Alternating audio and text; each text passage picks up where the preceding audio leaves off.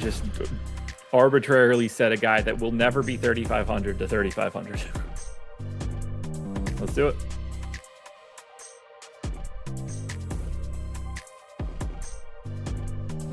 And we are live. Welcome to the NBA Deeper Dive. It is Thursday, December 19th. I am Josh Engleman. I'm joined by Chris Spags. We're brought to you by us.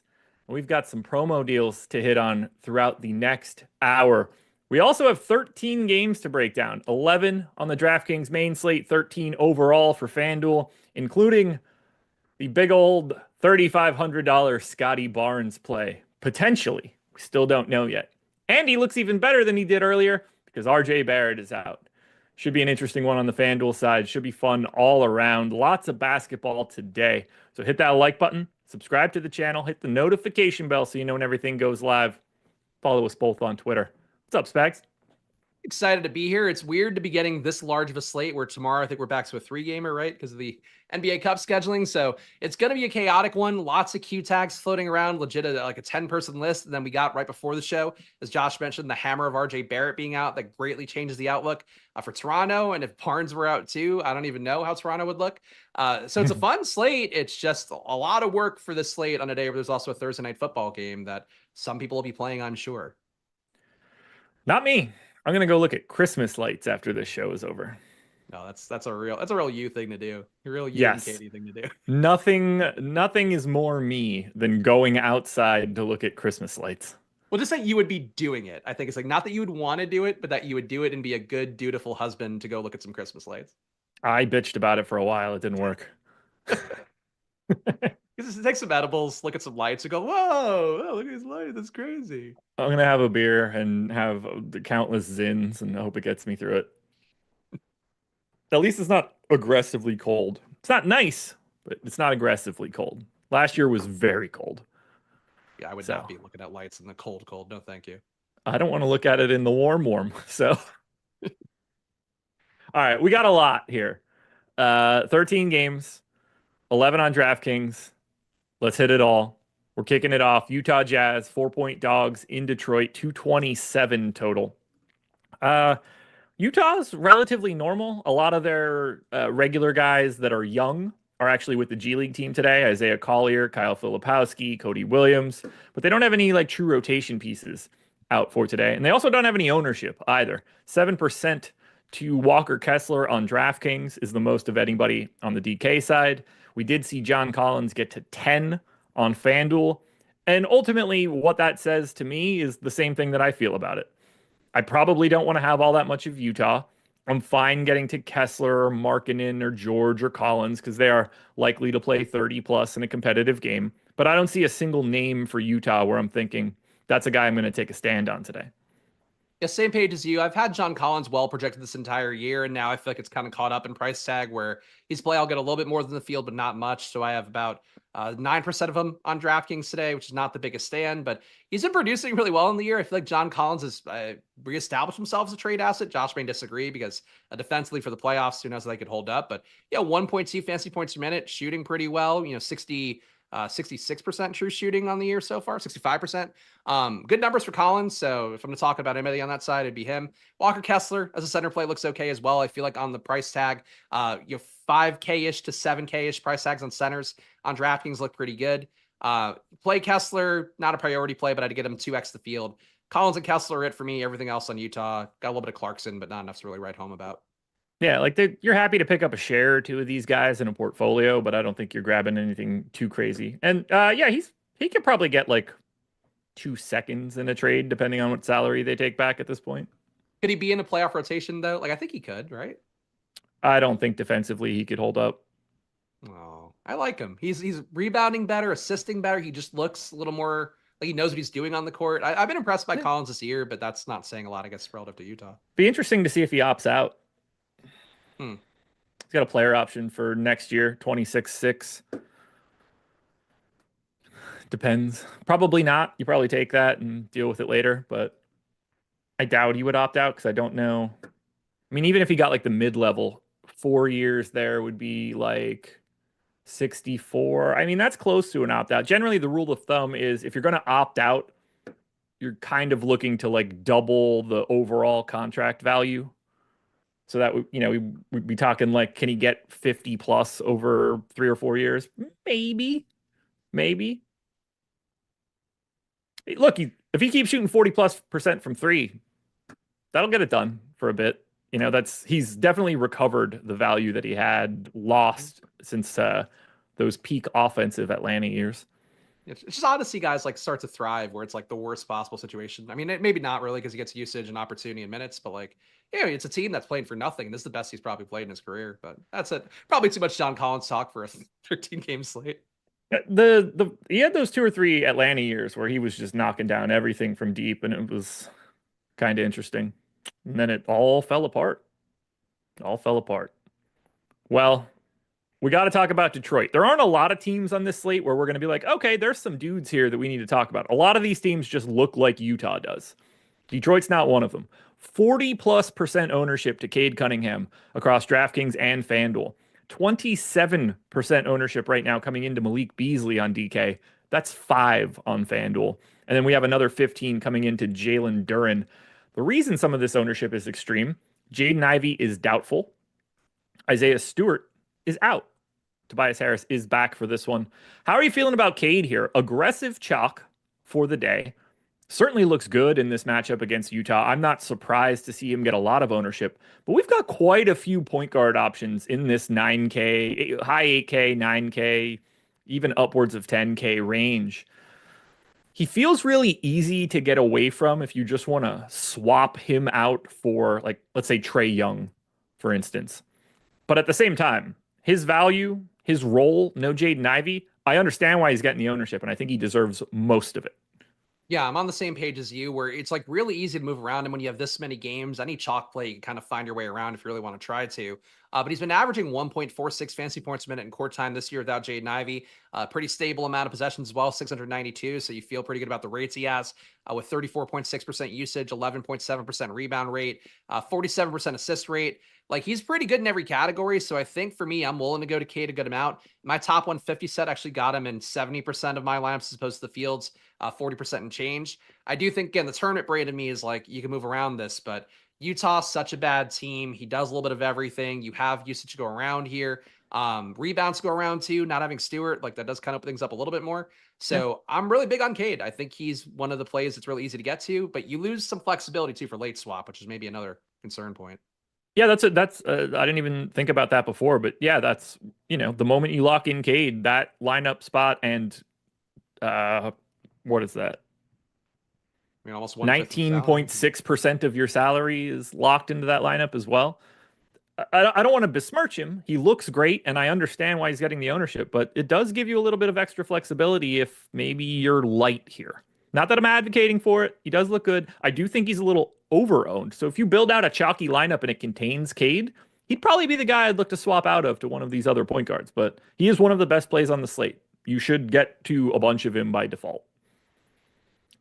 What about this Beasley ownership? 4,900, shooting guard, small forward eligible. He's going to have any shot he wants with no Jaden Ivey around at this point. So anytime Cade can find him, this dude's going to let it fly. I mean, there aren't too many dudes in the league that get up threes the way that Beasley does. You want to get there because the flexibility is helpful. Yeah, the 2-position eligibility there, the shooting guard, small forward, you can plug him in any spot in a lineup. That does help out a good amount. I think for Beasley, like I'm getting 40% plus of him. I feel okay about that number. I give maybe some reason to vocalize some concern. Like, Josh actually put me on the corner 3 stuff last game. I don't think it's quite as good of a situation this time out for him, though, it doesn't really matter that much.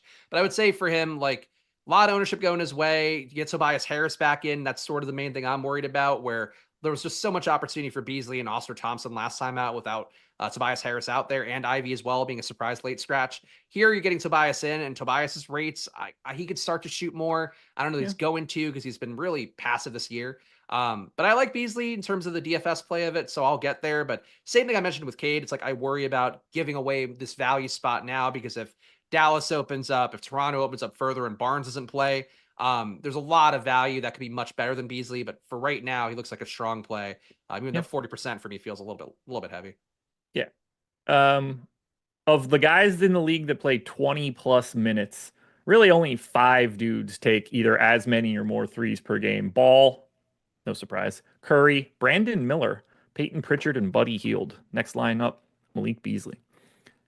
So Duren has the ability to play upwards of 32 minutes, which he did last time out. I only went to 28 because I'm a little nervous, but still looks pretty good at that number. And every other minute above that's going to make you feel good.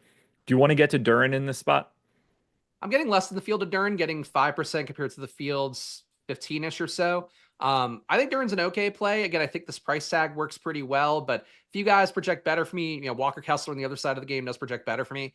I think matchup wise and the fact that you don't have Stewart out there, theoretically, if Duren doesn't get himself into foul trouble, probably could get close to a minute ceiling here as much as you'd expect him to be able to. So I get it. I think though there's better center plays for me. I'm a little bit lower projected than Stokastic does. So not crazy about Duren, but I think, I see the logic for him and I don't think he's like a bad play. It just didn't work out for me that much. Any other pieces from Detroit here? No, I mean, it's really just so much Cunningham, so much Beasley for me. And I think those are the best plays here by a pretty wide margin. I don't think we're going to have a lot of talking points here. Oklahoma City, 6.5-point favorites in Orlando, 210 total. Lowest total on the slate, third lowest pace for me. Highest owned guy for OKC on DraftKings is going to be Isaiah Hartenstein at 5%. Highest on FanDuel is 2%. It obviously doesn't matter which name I associate that 2% with. That's kind of how I see it. Slow game, defensive game. All these guys are priced where they should be. Do you want to get to Shea as a pay up and pivot to Cade Cunningham? I could understand that path. Not necessarily my favorite spot to do it, but that is some. Cade Cunningham shouldn't be like 45-2 in ownership relative to those two guys. There's more success in Shea than what's that showing, but these guys are tournament pivots only to me. I don't see anybody here that I'd like to get a bunch of. So I'm getting a lot of Hartenstein, or at least relatively Okay. getting 20% Hartenstein, which I think, again, the price tag works to me. Again, centers 5K to 7K. I feel like getting some different guys in there. There's a lot of them that work well, project fairly well. So kind of end up with an even split of those guys. Feels like a lot of Hartenstein on the slate, getting the same thing. Like, do I want to tie up 4x the field on a player that's at a pretty good price tag? And could be some more that opens up, especially if Şengün is out, maybe some more there at center you can get to. So yeah, for Hartenstein, I feel like there's ways to not play him for sure, but he looks like a decent play to me. So getting a little bit more than the field at 5% feels pretty good. And Shea too, like that was such a disappointment for the Cup stuff. Like maybe they come out swinging a little bit more. Orlando's clearly not the full strength Orlando, more than enough bodies to throw out the wing. I think there's tournament options here, and I'm with you on the SGA versus Cade thing. Like Cade a lot, but like really SGA, maybe with a fire lit under his ass after really an embarrassing performance in that Cup final, I think, for that team.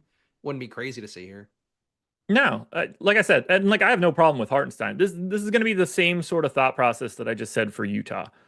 Basically, like anybody projected for 30 plus minutes today is a guy that you can be rostering in larger field contests. I have no problem getting to Shea, to Jalen, to Dort, to Hartenstein. And if one of those guys is a guy that you happen to have a stand on, I don't really have much of a problem with it. Like you're going to have to get a little different somewhere for some of these guys. But when you do it, make sure you're doing it for a guy that can be out there, get some minutes, or at least has the ability to play his way into like significantly more minutes. Because when you have 11 games on the slate, there's going to be a lot of options that end up pretty damn good at relatively low ownership. So I have no issues with the Hartenstein ownership. I probably have there are a lot of guys in that center salary range that you mentioned where somebody else could have Nick Claxton, somebody else could have Yves Missi, and like they're all sort of the same thing. But yeah, Hartenstein looks great.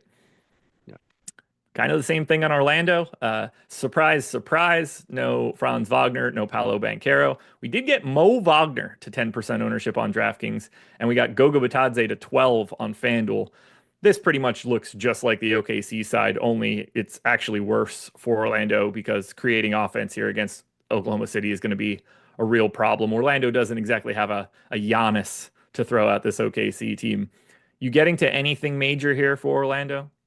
Yeah, no Dame either, shooting the most fadeaway threes ever in the history of the NBA that somehow kept going in. Not tilted about that at all for being under the field. I think 10% Mo Wagner feels okay for me as a semi-value center play. Still the minutes, like Josh mentioned, like there's a lot of guys going to play 30 minutes on the slate. I don't know what world Mo Wagner get to 30, but as a value play or value adjacent play, he got into some lineups.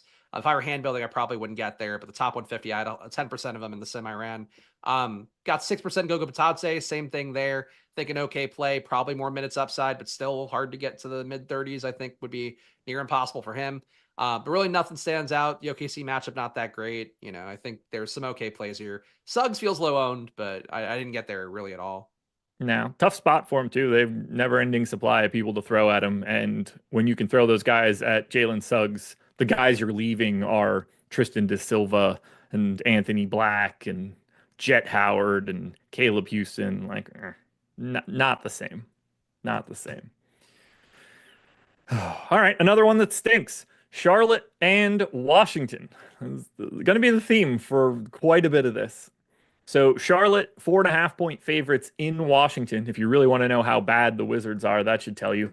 Brandon Miller is questionable for Charlotte. Still no Trey Mann. For the Wizards, Bub Carrington is in. They also got back Corey Kispert, Keyshawn George, and Malcolm Brogdon. We're getting about 10% ownership to Miles Bridges on DraftKings at 6,200. And because FanDuel is asleep at the wheel for pricing, Brandon Miller is $1,900 cheaper on FanDuel than he is on DK. He is 0% owned on DraftKings and 25% owned on FanDuel. Now, if Brandon Miller is in, 7K shooting guard, small forward, you should be playing him on FanDuel. That's a nice price. It's a great positionality. No one else is owned. 3% to LaMelo, and that is the highest number of anybody else. So for the DraftKings side of this, how do you feel about that Bridges ownership? He seems like he should be around 10% owned.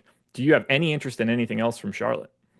Yeah, I'm getting 3% Bridges, so I'm low on him. Everything else looks kind of gross to me. I do think there's a tournament play to LaMelo Ball. And one thing I worry about when, the projections and how they work out is like Brandon Miller had, 7 games, 8 games without LaMelo Ball where he really cranked his usage up. What I'm seeing in terms of both my rate data and what I assume from other industry projections out there is they're kind of lumping that time in. And in reality, like LaMelo, when he's been out there, has dominated the ball.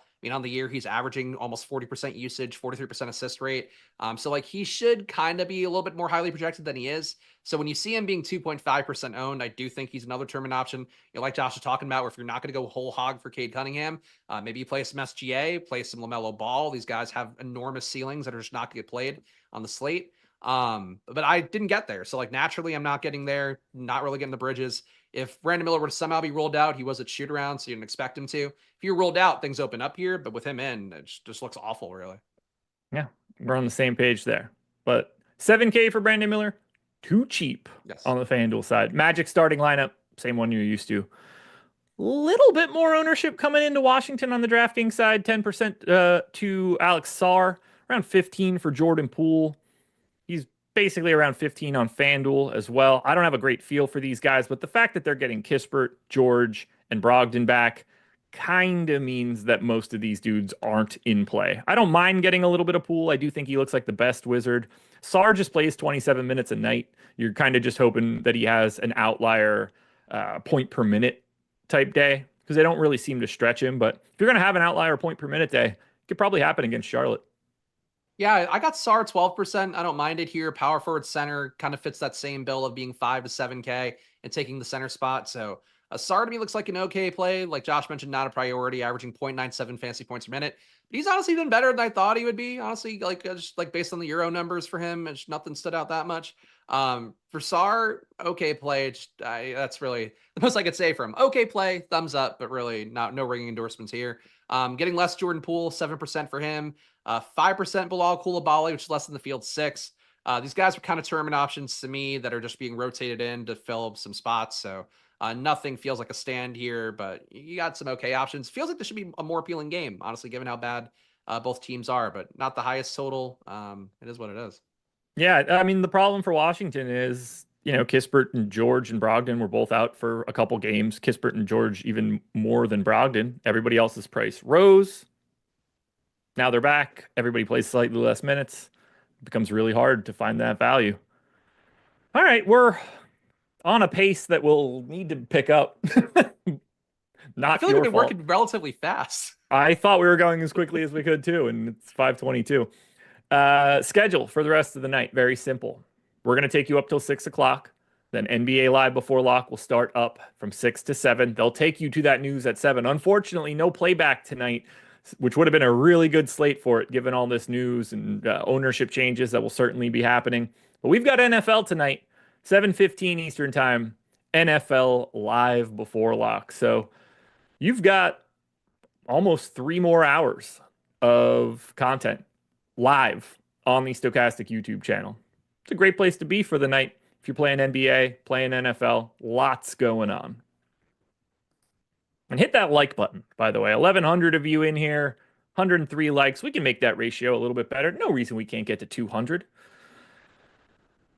Well, I think we reached the worst team for today, although they could free up a little bit of value if things break correctly. Josh Giddey still questionable. It wasn't based on everything that got talked about. It doesn't seem like he's playing today, but at the same time, been questionable all day. I'm guessing they're going to see if he can warm up and then shut him down later, which will be annoying. There is zero ownership coming into Chicago. 4% total on DraftKings, 4% total on FanDuel. That's every player on the team.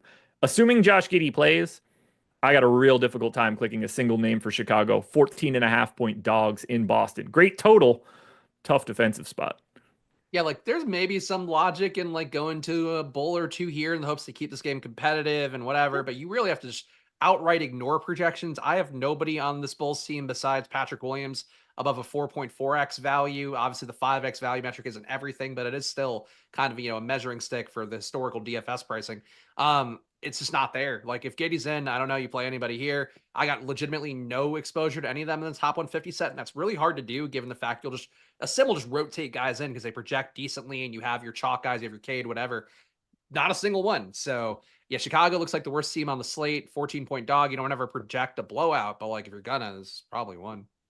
And if Giddey's out, I don't really think we're freeing up too much value here. I mean, like, yeah, some of these guys are going to get an extra minute or two, a couple extra shots, a little bit more ball handling. But when you're starting from no ownership whatsoever to anybody, it's not, and like immediately you're taking like half of Giddey's minutes and just giving them to Talen Horton-Tucker, not playing him. There's not much left on the bone after that. So I don't think that we're going to see much for Chicago, even if Giddey does end up officially out.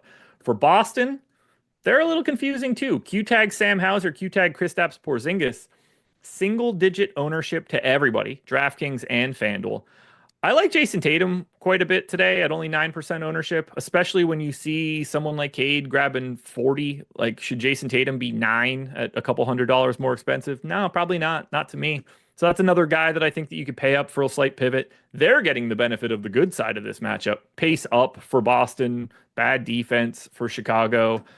And potentially those starters look a little bit better if Kristaps Porzingis sits, but in or out, I don't think you're getting bulk Boston, but clearly Tatum, Brown, White, Holiday. You're not mad about clicking those names. Yeah, I got a fractional percentage more of Jason Tatum, which I think works. What Josh is talking about is sort of the pivot point for a lot of these guys. Like Cade, they're going to own it a good amount.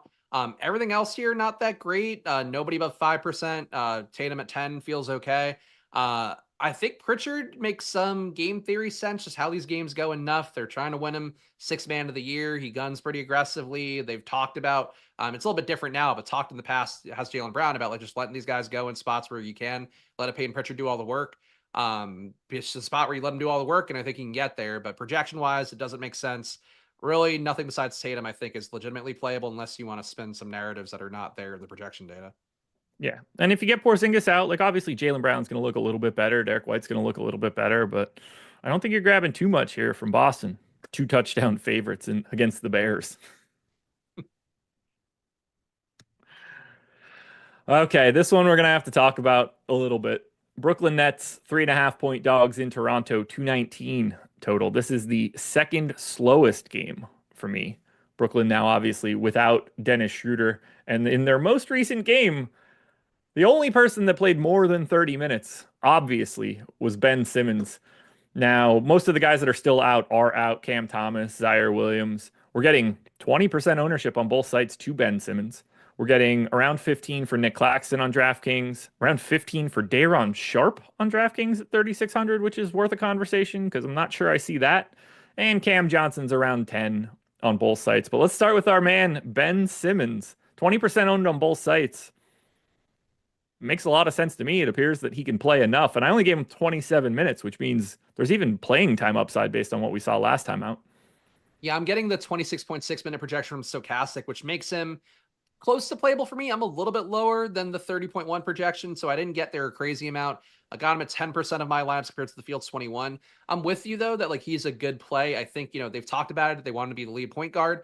Josh mentioned the slow pace here. They do want them to play faster. We'll see if that actually comes Yeah. out in the reality of what things are. But like it seems like positive things for Simmons, and price tag at 5,400 probably the lowest it'll be based on what unless he gets hurt again or something, which you never know. But I think at this point, like with their commitment to kind of getting him going, whether it be for the team itself or as an asset to move at some point, I think they're pretty pot committed. So I don't mind the Fields ownership, even though I didn't get there naturally. And frankly, you can make the case like if you boost the minutes up to 29.6, played over 30 last time out, he's going to look like a much better play. But then you'd probably get him in every lineup if you'd give him 30 outright.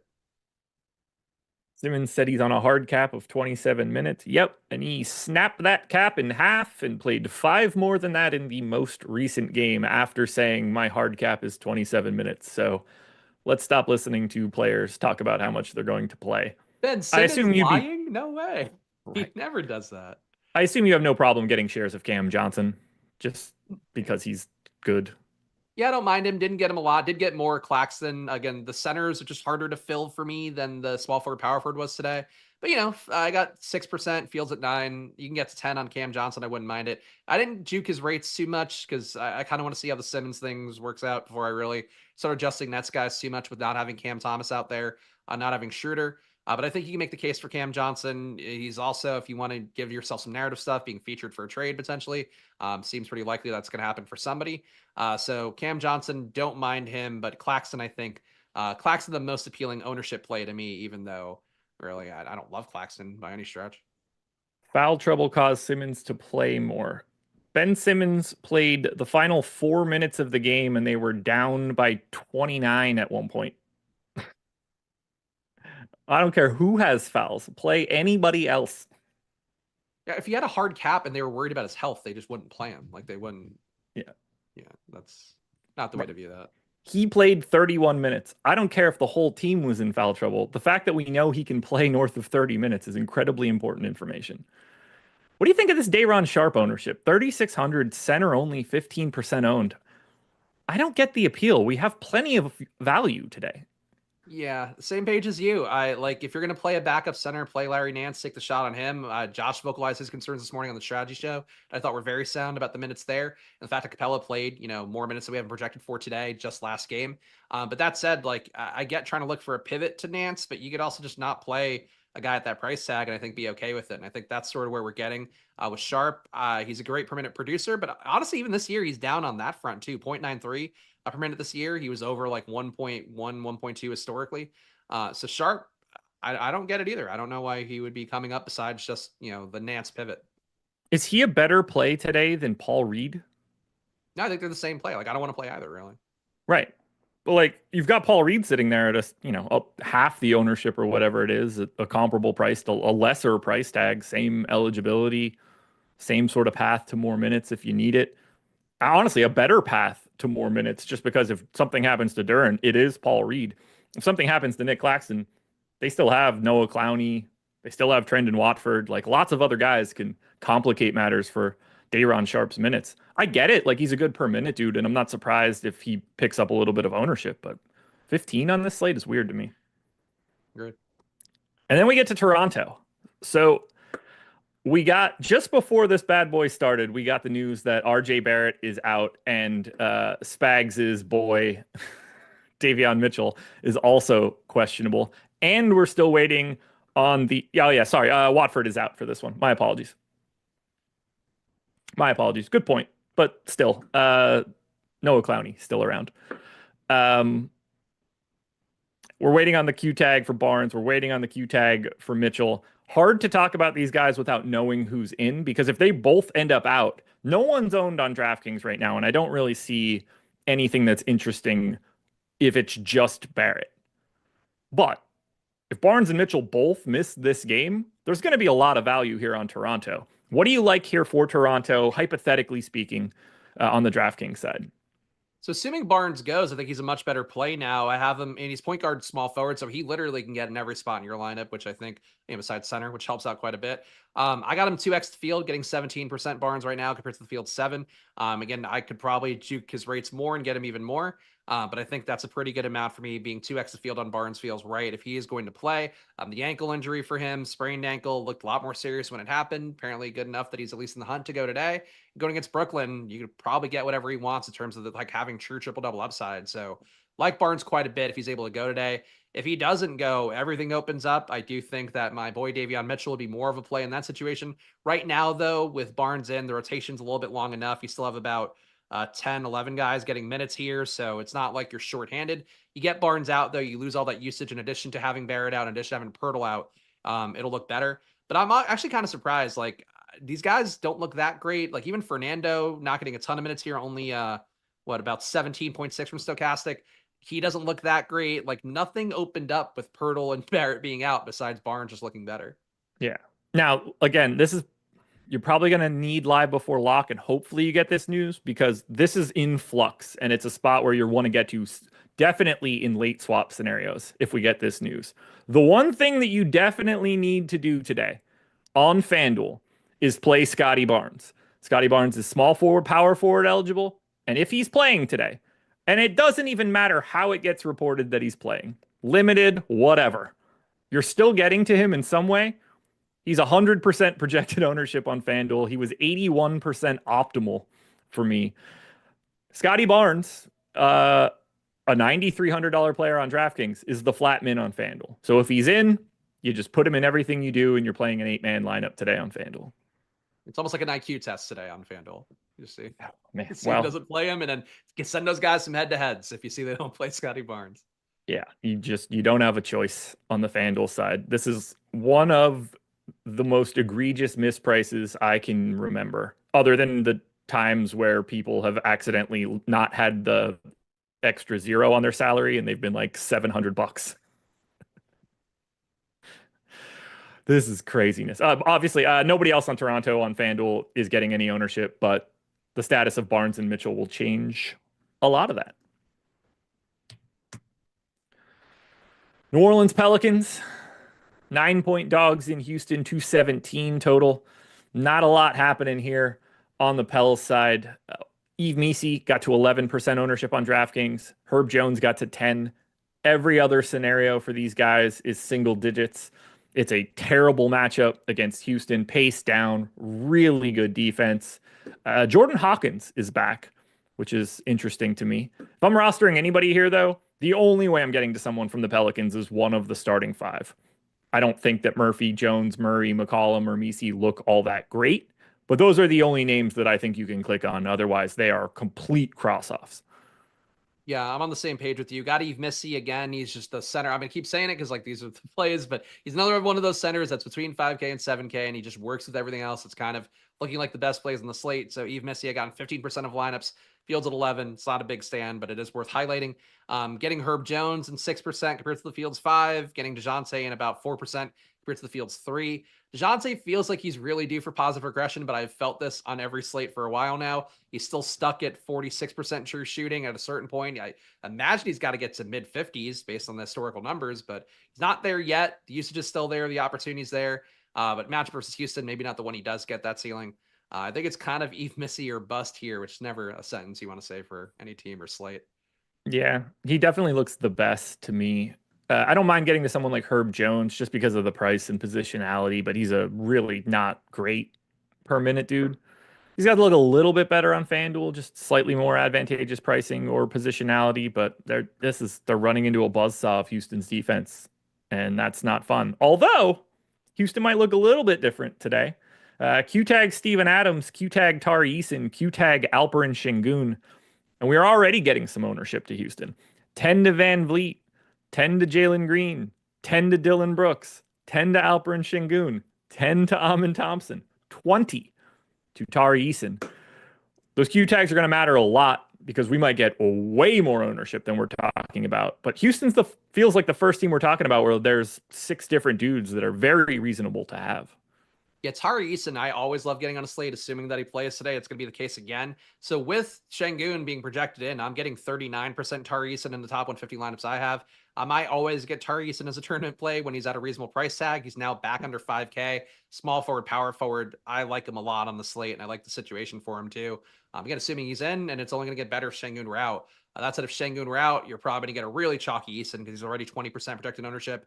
Who knows how high that would get if you did get Şengün out in the lineup and getting a few more minutes going his way. Getting Şengün 21%, Van Vliet 15, with the field on Jalen Green's 11, a little bit under the field on Amen Thompson, but still getting 8. Like Josh mentioned, I think there are great plays really across the board here, but Eason for the value he opens up, I think, or helps open up with that 40 fantasy point upside. He has it under a 5K salary. He'd be my priority. Şengün to a lesser extent, because if he goes, he'll be less owned for just having that Q tag all day. Yeah, pay attention to those Q tags because that could create a lot more value if Şengün ends up out. It's not outside the realm of possibility that you're going to be wanting to swap and get a solid chunk of, maybe not a solid chunk, but like Jock Landale is probably someone we could talk about a little bit. He would look likely better than someone like Day'Ron Sharpe, who we talked about before. I don't think Steven Adams steps into like huge minutes or anything if he happens to play and Şengün's out. It's very easy for them to want to go small, particularly against the Pelicans team who only really has Yves Missi, and backup's going to be Jeremiah Robinson, Earl. Any one of these Houston dudes can handle this. So it probably makes you feel a little bit better about Jabari Smith for sure. But we will create a little bit of value if Şengün ends up being one of the guys that are out here. But these guys just look solid. The matchup's great for them. They're all priced where they need to be. Not enough MPEs for Houston, but I can't complain too much. Golden State and Memphis. Warriors are 2-point dogs in Memphis, 236 total. We're getting the debut of Dennis Schroeder, and we're getting 8% ownership to Kuminga on DraftKings, 12 on FanDuel. Everybody else, 7 or less. Nobody else has more than 2 on DraftKings. I don't know how many minutes they're going to play Schroeder. I don't know how much this is going to change their rotation. I don't really find anything all that interesting, but I will say Steph Curry as a pivot to heavy ownership of someone like Cade Cunningham is a name you can click on. He is unowned today. Yeah, 1% on Steph Curry, I think you can make the case for just going against Memphis, but I'm not there. It's hard for me to really, vocalize it too much because I just didn't get in my top 150. I'm not projecting it particularly well. Only have him 0.1 fantasy point higher than Stokastic does. So there's really not a projection case. But when you see a competitive game, Memphis going to be chippy, going to go at him. I agree with that concept. I'm getting Kuminga 3%. That's the biggest Warrior exposure I have. You throw Schroeder in and you give him the rates that he has this year, even if you were to knock him down a little bit, he just gobbles up enough here with a 26-minute projection from Stokastic today. So it doesn't look like a good team to get to at all, but it is a decent total and a 2-point spread and 2 teams that have some enmity for each other. So maybe you get something out of here and make it work. Yeah, tough spot for Golden State too. Defense for Memphis, pretty solid. Fast-paced game though for the Warriors. I have them gaining 3.5 possessions over their average, so quite a bit of a pace-up spot for the Warriors. Just tough to hash them out with the debut of Dennis Schroeder. Then on the Memphis side, we are waiting on a Q tag for Ja Morant. Shockingly, Marcus Smart is doubtful. Jay Huff is out. We're getting close to 20% ownership to Triple J on DK, close to 20 on Zach Edey, single digits for everybody else. And then $8,700 Ja Morant on FanDuel is actually 15% owned. I don't mind picking off some pieces here, but I don't really need an 18% owned Jaren Jackson. Not that I don't think he looks okay.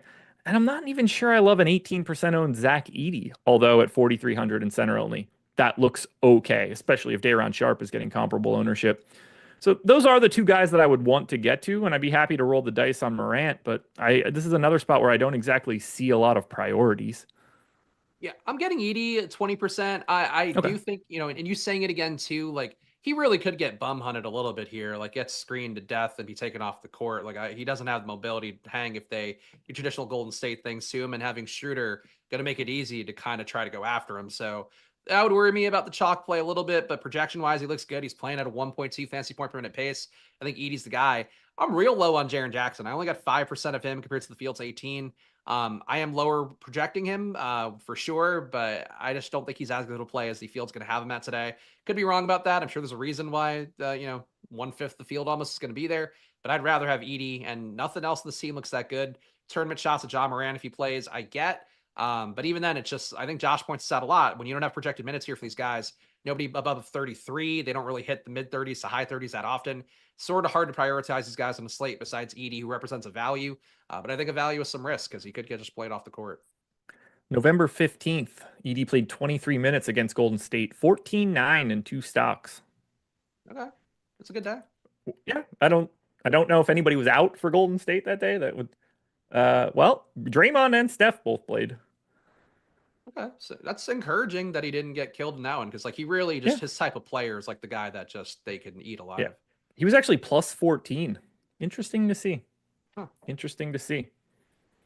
Maybe the size is just too look on the offensive end that he could be okay, you know, like he's a huge human being. Pause.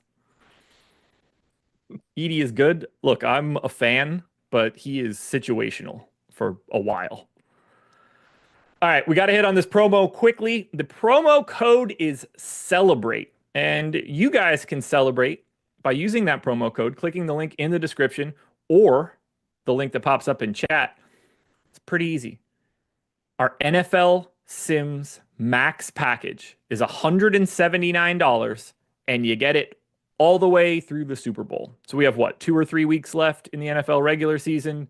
Then we get to the playoffs. This will cover you for projections, ownership, all of our sim tools for main slates, showdown slates, whatever you're looking for. 179 bones. And you get it all the way till the final game of the NFL season. This is another celebration for us because we had another sub pick up a milli win. And that has become par for the course for us so far this season. So we are celebrating that dub by giving you guys the NFL Sims for $179 for the rest of the season. So come on in, click that link, get everything you could possibly want on the NFL side. The New York Knicks are 3-point dogs in Minnesota, 215 total. This is the battle that people are looking for. It's also probably the least owned game on the slate. One of the lowest totals. I have it as the slowest game. The most owned guy from the Knicks on DraftKings or FanDuel is 4% to Karl Anthony Towns. Now, Josh Hart is questionable. That could free up a little bit of value. I don't think it makes any sort of crazy huge changes. Although Miles McBride is down to 3,800 point guard, shooting guard eligible on DraftKings, a couple extra minutes wouldn't hurt him too much. I don't anticipate getting to much of the Knicks here, but I'm sure the narrative people will. Yeah, it's not a lot of ownership going Towns' way, so like I'm okay with it. I do think there's something you see a lot more in NFL where it's like the casual players jamming a player's end and the ownership just can't account for that because the data's like this would be stupid to play this much Derrick Henry. I know people are going to like Derrick Henry's been overpriced, overprojected for or you know by some sites out there for a while now compared to how he's being played. But you keep getting him into lineups here. Same thing for Saquon. Like that happens in NFL. It rarely happens in NBA because most of the players are using data, have sort of a source of truth that goes with it. I think people will play the Towns narrative more, but I don't think it gets above 10% ownership. I like Towns here. I have him as a 5.1x value. I'm willing to get there. I've always had him a little bit overprojected this year. That's been the case. Some slates, the industry catches up with where I have Towns at. Sometimes they're not all the way there. I cite the Jeff Teague podcast more than anybody else in DFS. He knows Cat personally and said, I wouldn't be shocked to see Cat try to go for 50 here. Can he go for 50 against Gobert? Probably not, but wouldn't shock me to see him try. So I like Cat. I think the game theory here is here. And he projects well enough. And that's the main thing. Like if you're going to throw projections out and play a guy because, oh, revenge, whatever. Like I'm not going to play Julius Randle. I don't think that he's priced well enough. I don't think he's been good enough this year. Cat, though, looks good, and you want to give him a boost because he's playing a team that broke his heart and traded him with no notice. I think it's reasonable. I think Cat's a decent play to get to as like a pivot to all the guys we've talked about.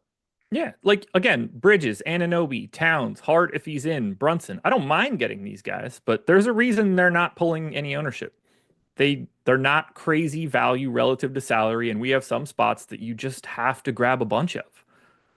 And those spots aren't Minnesota, who are just as not owned as New York. 4% to Naz Reid is the high mark on DraftKings. Ant and Randall both got to 8 on FanDuel, where they're both Ant's $500 cheaper, Randall's $600 cheaper.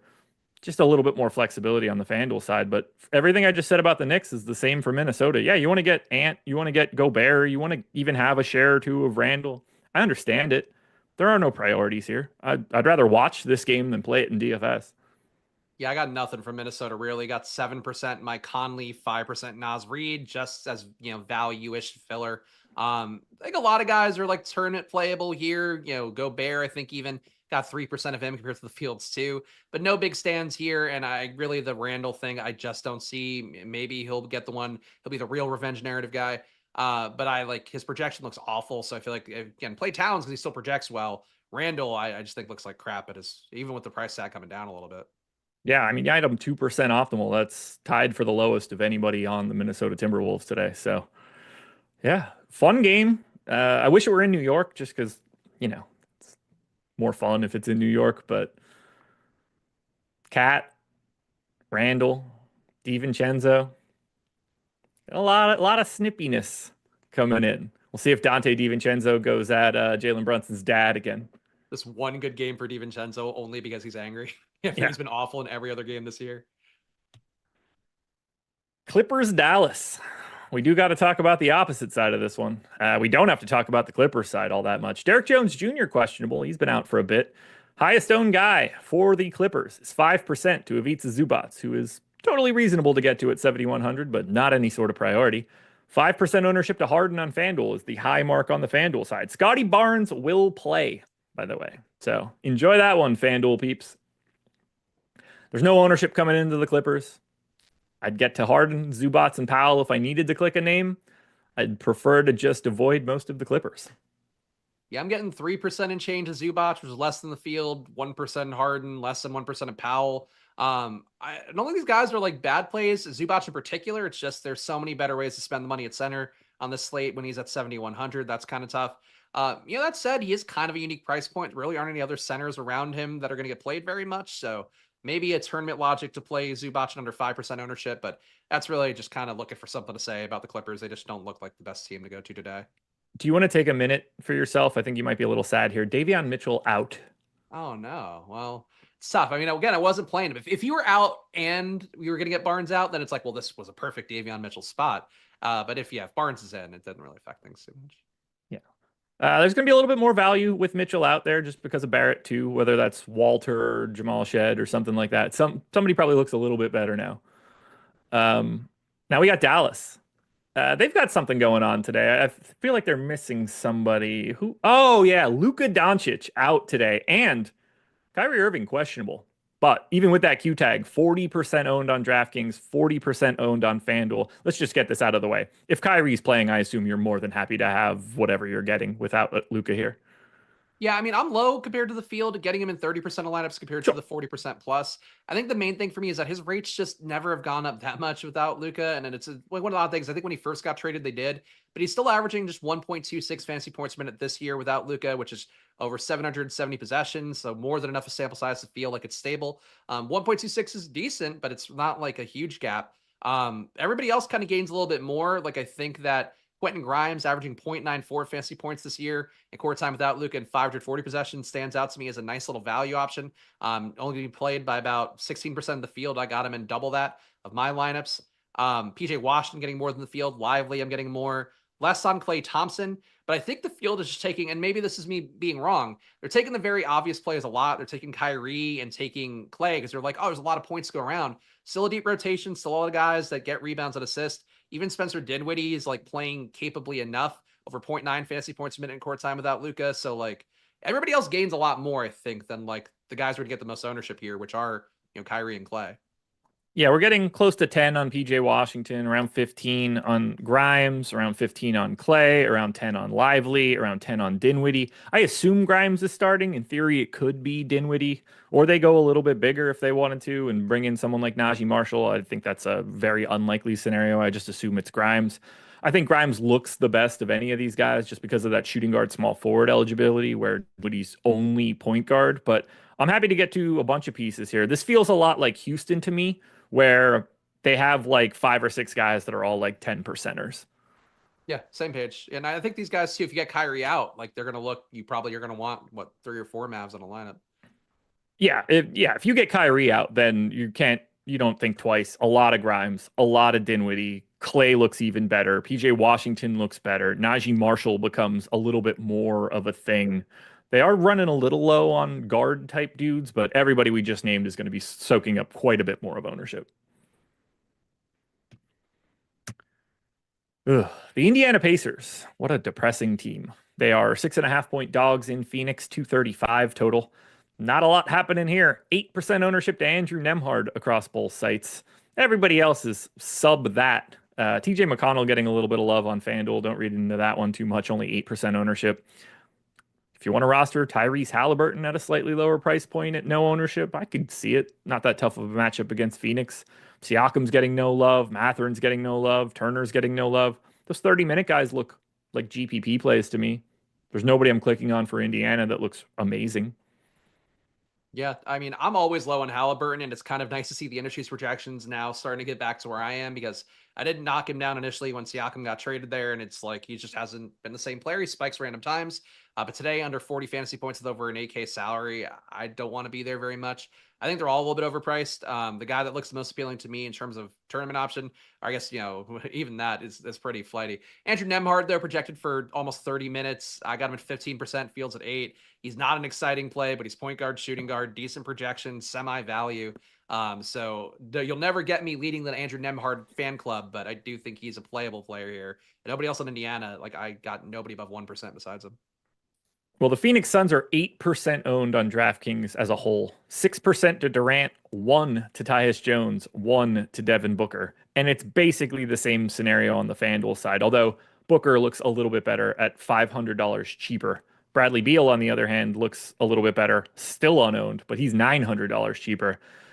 Phoenix is in the same bucket as basically Chicago. There's not much here. If you want Durant or Booker, I would understand it. It's certainly a decent enough matchup against Indy's defense. But we rarely get to Phoenix when everybody's in. And Booker's in, Durant's in, Beal's in, and Nurkic is in. And that kind of makes it tough.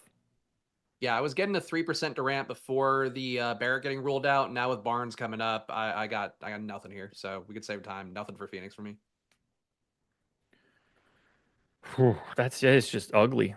I do think Devin Booker's a little under-owned on FanDuel. 5% owned. I had him 12% optimal, 9K, shooting guard, small forward, good flexibility, and the kind of guy where you don't mind if you have it because if all of this news starts happening, this game starts at 9, plenty of late swap opportunities from 7:30, 8, 8:30, where you can move back off of it if something better opens up. But yeah, this is just a relatively low priority basketball game for DFS purposes. The best sales point is like you can maybe not play these guys. Something else opens up, Yeah. which I think kind of says it all. Now we got to talk about this one. Atlanta Hawks. This is the final game on the DraftKings slate, by the way. So hit that like button. Let's get us up over 250 if we can. 20% ownership to Jalen Johnson. A little over 10 for Capella. A little over 10 for Bogdanovich. 20 for Larry Nance. And you might be thinking, why is Larry Nance 20% owned? That is because Onyeka Okongwu is going to be out for this one. That frees up a little bit of time.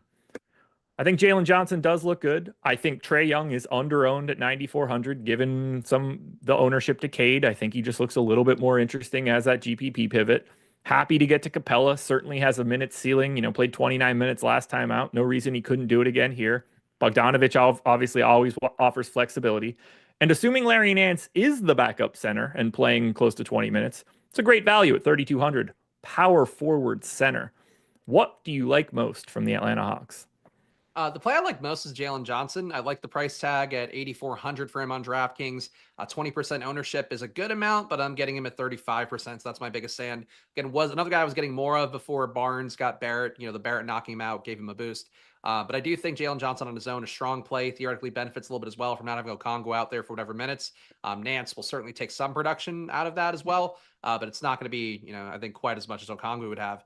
But Jalen Johnson, my priority. Getting Nance about 38% as well. Nance, I have questions about. I think it wouldn't be crazy to, I don't think you should play Capella and Nance together, would be my guess. I think it would be crazy to, in non-Nance lineups, give a boost to Capella, in non-Capella lineups, give a boost to Nance, and just try to get the minutes right through that. But I worry about the Nance minutes. Like, I'm not sure that he gets 22. If he doesn't get 22, I already have him barely projected under 20. But if he were like an 18-point projection, 17, that wouldn't feel very good. You have no shot at getting 30 minutes here, barring injury. So that's also a tough one. Nance, okay value in a slate where there isn't a ton, but I think being really cautious of him and trying to hold hands at the field is more the move. I got 38% naturally, but like I'm probably not going to get that actual amount. Yeah, if you knew his minutes for sure, you'd feel great about it. But I'm a little nervous that they could try a Dominic Barlow rotation if they wanted to. San Antonio, when Wemby's not on the floor, they could easily go small and have someone like Jalen Johnson playing the five if they wanted to get more of a look like that. See how well he holds up in that spot. So I'm dubious, but if he really is just the straight backup center to Clint Capella, there's a ton of upside at 3,200. So I think 20% ownership makes a lot of sense. The fact that you could put him in at power forward is really saving him here a little bit more. So no problem with the value. One of the better point per dollar plays we have today. Are you getting to a lot of volume of everybody else though? Getting Capella 21%, Trey 3%, DeAndre Hunter 9%. So close to the field of most of these guys. My biggest standout is definitely the double the field on Jalen Johnson. I'm telling you guys, Trey Young's the pivot today. Putting it out there right now. Showcase to get traded to San Antonio. Who doesn't want to go to San Antonio? What? Who doesn't want to go to San Antonio? What a treat. Charles I'd wanna Barkley go spoke so highly of it as a city. Trey Young would love it. Hey, great food, man. Great food. For San Antonio, they got a lot of dudes back and in for this one, and that's gonna be tricky for their rotation. But we've got a Q tag on Zach Collins, which we're waiting on. 15% ownership coming into Wemby on DraftKings, around 15 for Devin Vassell. Basically, no ownership to anybody else. Hard for me to want to get to much else here. I think Chris Paul looks okay, but Trey Jones is back. Like I don't know what they're going to do with Champagny, Barnes, Sohan, Keldon Johnson, Stephon Castle. Feels like the minutes are really in flux now that they're getting these bodies back. So if it's me, I'm clicking on Wemby's name without a problem. I'm clicking on Devin Vassell's name without a problem. And I'm having a lot of trouble getting to anything else from San Antonio. I honestly have a hard time clicking Wemby's name when you have Sohan and Vassell back in. Like both guys just like take enough usage away. Vassell 27% usage on the year, Sohan 23%. When you have both guys in, I think they do cramp Wemby style enough that it's hard for him to hit a ceiling. That said, you can get there. I have no issue with it, but I'd rather play Vassell. Like Vassell kind of killing it on the year. 59% true shooting, 27% usage, assisting on a 19% clip for 1 fantasy point per minute. Minutes aren't the best for him. I don't know that he's got a pathway to get to 30 like we're trying to look for on the slate. But I think he'd be productive shooting guard, small forward. I like Vassell a lot when he's kind of got these opportunities. Yeah. And look, he's good. I'm a big Devin Vassell fan as like on a good team being like I don't know. This is going to be like a bad comp. I don't mean it specifically like this, but being like the fifth guy, the Andre Iguodala type dude that can play defense, can switch a little bit up and down positions, has enough ball handling. Obviously, Devin Vassell much younger than the Iguodala version for the Warriors, and Iguodala a much better defender. But that sort of vibe where it doesn't really matter what else is around him. He fits everywhere. Those are the kind of guys I tend to like. What his ceiling becomes will depend on his health. Is Wemby? There's really not that much pay up today, right? Tatum and Wemby? Yeah, I mean, I would count Cade in that group because he's close enough, but Shea and Towns too. Yeah. Yeah. Okay. And that, my friends, concludes the DraftKings portion of this show. And now we sprint through the FanDuel side. Hit that like button one last time. Live before lock coming up next.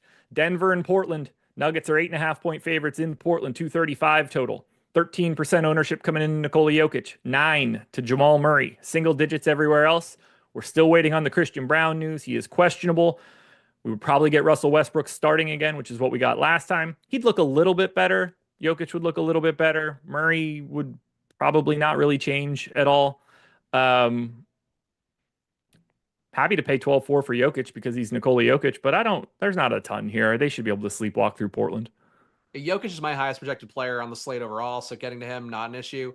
Really nothing else on Denver looks that good. Aaron Gordon, I'm okay with conceptually on DK late slate, but FanDuel pricing, maybe not so much. I don't know. Maybe Porter Jr.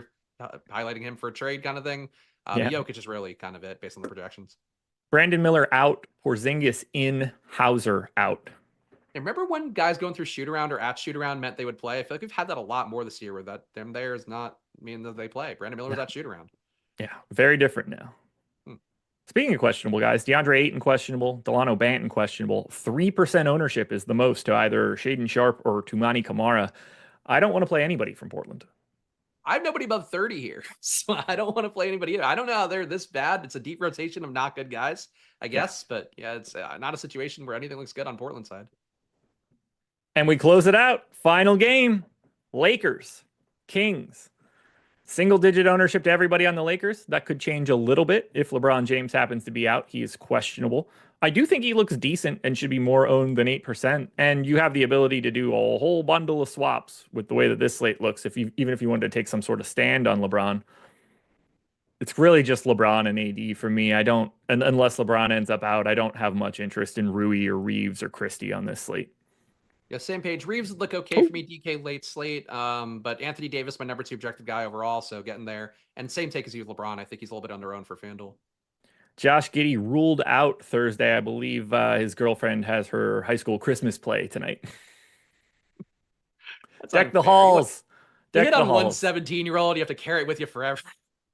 Deck the halls. Deck the halls. For Sacramento, final one to touch on before we dip on out of here. Q-tag Kevin Huerter, Q-tag Keegan Murray, Q-tag Domantas Sabonis is where we were earlier today. That did get cleared up a little bit with some news just prior to the start of this show. Kevin Huerter is available. Keegan Murray is available. Domantas Sabonis is available. But now Trey Lyles is questionable for today. We haven't seen him much. 7% ownership was the most ownership coming into anybody on Sacramento. That was De'Aaron Fox. I would click on Fox, Murray, Sabonis, DeRozan, or Monk and be okay with those names. But these guys are all back in. They're all priced where they should be. I don't see much here, and neither does the public. Yeah, I'm with you on Fox. I can always take a shot on him. I think he's been really one of the brightest spots for sure for the team. It's not a hot take by any stretch. Malik Monk, feel like the upside's been kind of priced out of him. Still playing a good amount of minutes. I mean, these guys are all projected for 35-ish minutes. So you want to take a shot for a FanDuel tournament, you can. But really, the price tags, there's no Scotty Barnes here in terms of the options of value that you're going to get. Spags, tell the people where to find you. You can follow me at Chris Spags and check out my NBA streams. Before this one, I still have the thumbnail up because I didn't have enough time to swap it. But at Splash Play NBA every day, trying to get to our first 500 subs there. So go click that button, subscribe, and of course, good luck on the slate, guys. Appreciate you all watching. There we go, everybody. Live before lock coming up next. Good luck. Pay attention. Lots of news yet to come. I don't know I did that.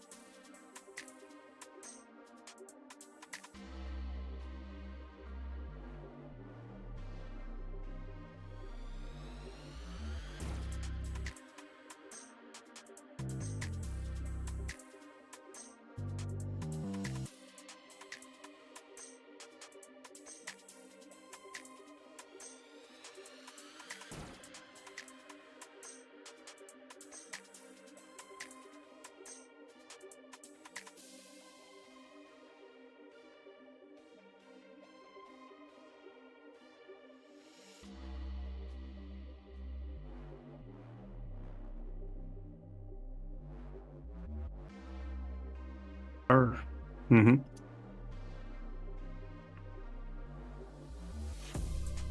Wow, that was the fastest countdown ever. What's going on, everybody? Welcome to NBA Live Before Lock, presented by Stokastic here. I'm Eric Lindquist, at Eric Lindquist. You can follow me there over on X. You can follow my friend Matt Belman over there at Fantasy Tips Matt over on X as well. We're going to be breaking down a wild 11/13 game slate, 11 on DraftKings, 13 on FanDuel.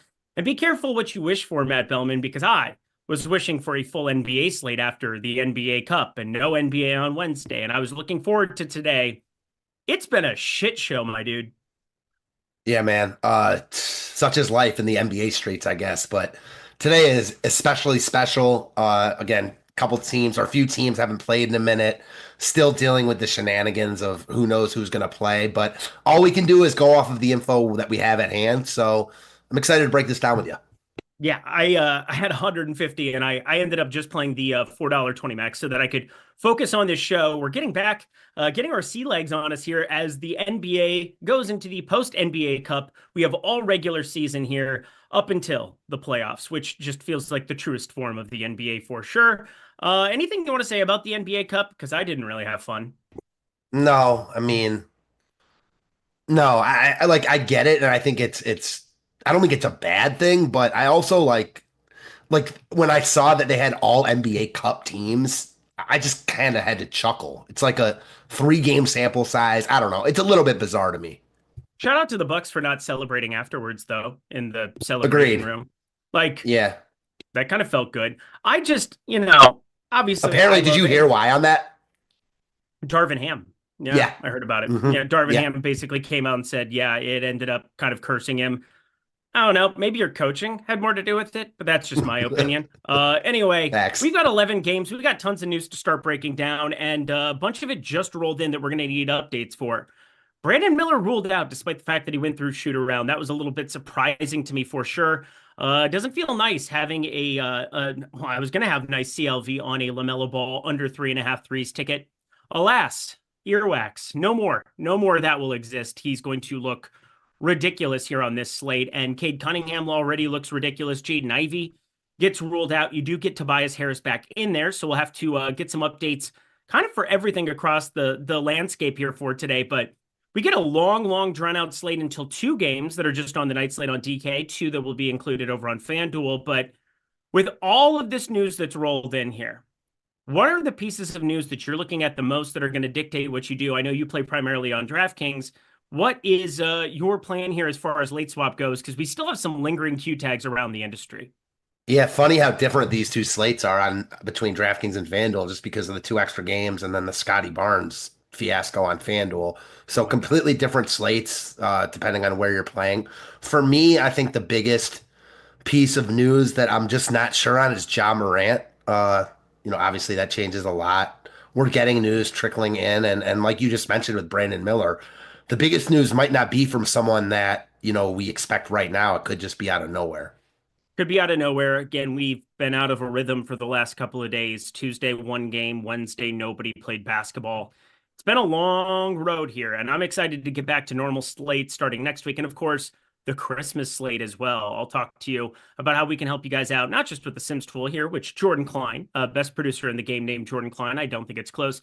Not just the Sims tool is providing, but also on the betting side, Portfolio EV is providing. Got some cool stuff to talk about here in a little bit. So without further ado, you ready to dive on into this crazy slate? Let's get it.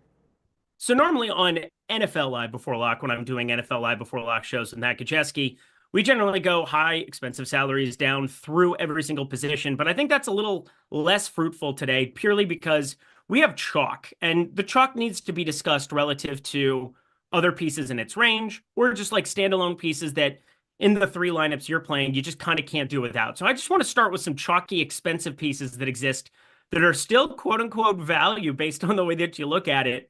Kyrie Irving, Cade Cunningham. Obviously, they're both at the guard position. You get the shooting guard eligibility there for Kyrie. We also have Jalen Johnson at 8,400, pulling quite a bit of ownership, nearly 20% here. We're going to need to get an update because I got to assume LaMelo Ball is going to look a lot better. I don't know if there's going to be any crazy limitations, but he looked okay last time out. We're also going to need a Toronto starting lineup. Guard specifically, though, Kyrie Irving, Cade Cunningham, how do you feel about them as chalky options on today's slate? I think it's merited. Starting with Cunningham, he's expensive, clearly almost 10K, but he's been playing fantastic. And I think he's worth every bit of that price tag because the price is so high and the ownership is already there. I'm going to hesitate to call him like a must play in tournaments because there's so many really good plays on this slate. I feel better about Kyrie in that position, even though certainly Cunningham's better than Kyrie. There's a 1,600 price difference, and Kyrie's not really priced for Luka to be out. I know that there have been games where Luka's been out and Kyrie hasn't been amazing. He's still too cheap at 8,200 in my mind. So I like both of them, but I feel better about Kyrie. How do you see it? I see it the same way. The shooting guard eligibility is gigantic. And if you're telling me I'm going to have a 40% Cade Cunningham or a 40% Kyrie Irving and I can only play one, I'm taking Kyrie at the shooting guard spot every single time, and twice on, what day is it? Thursday. Twice on Thursday. I'm going to go Kyrie Irving.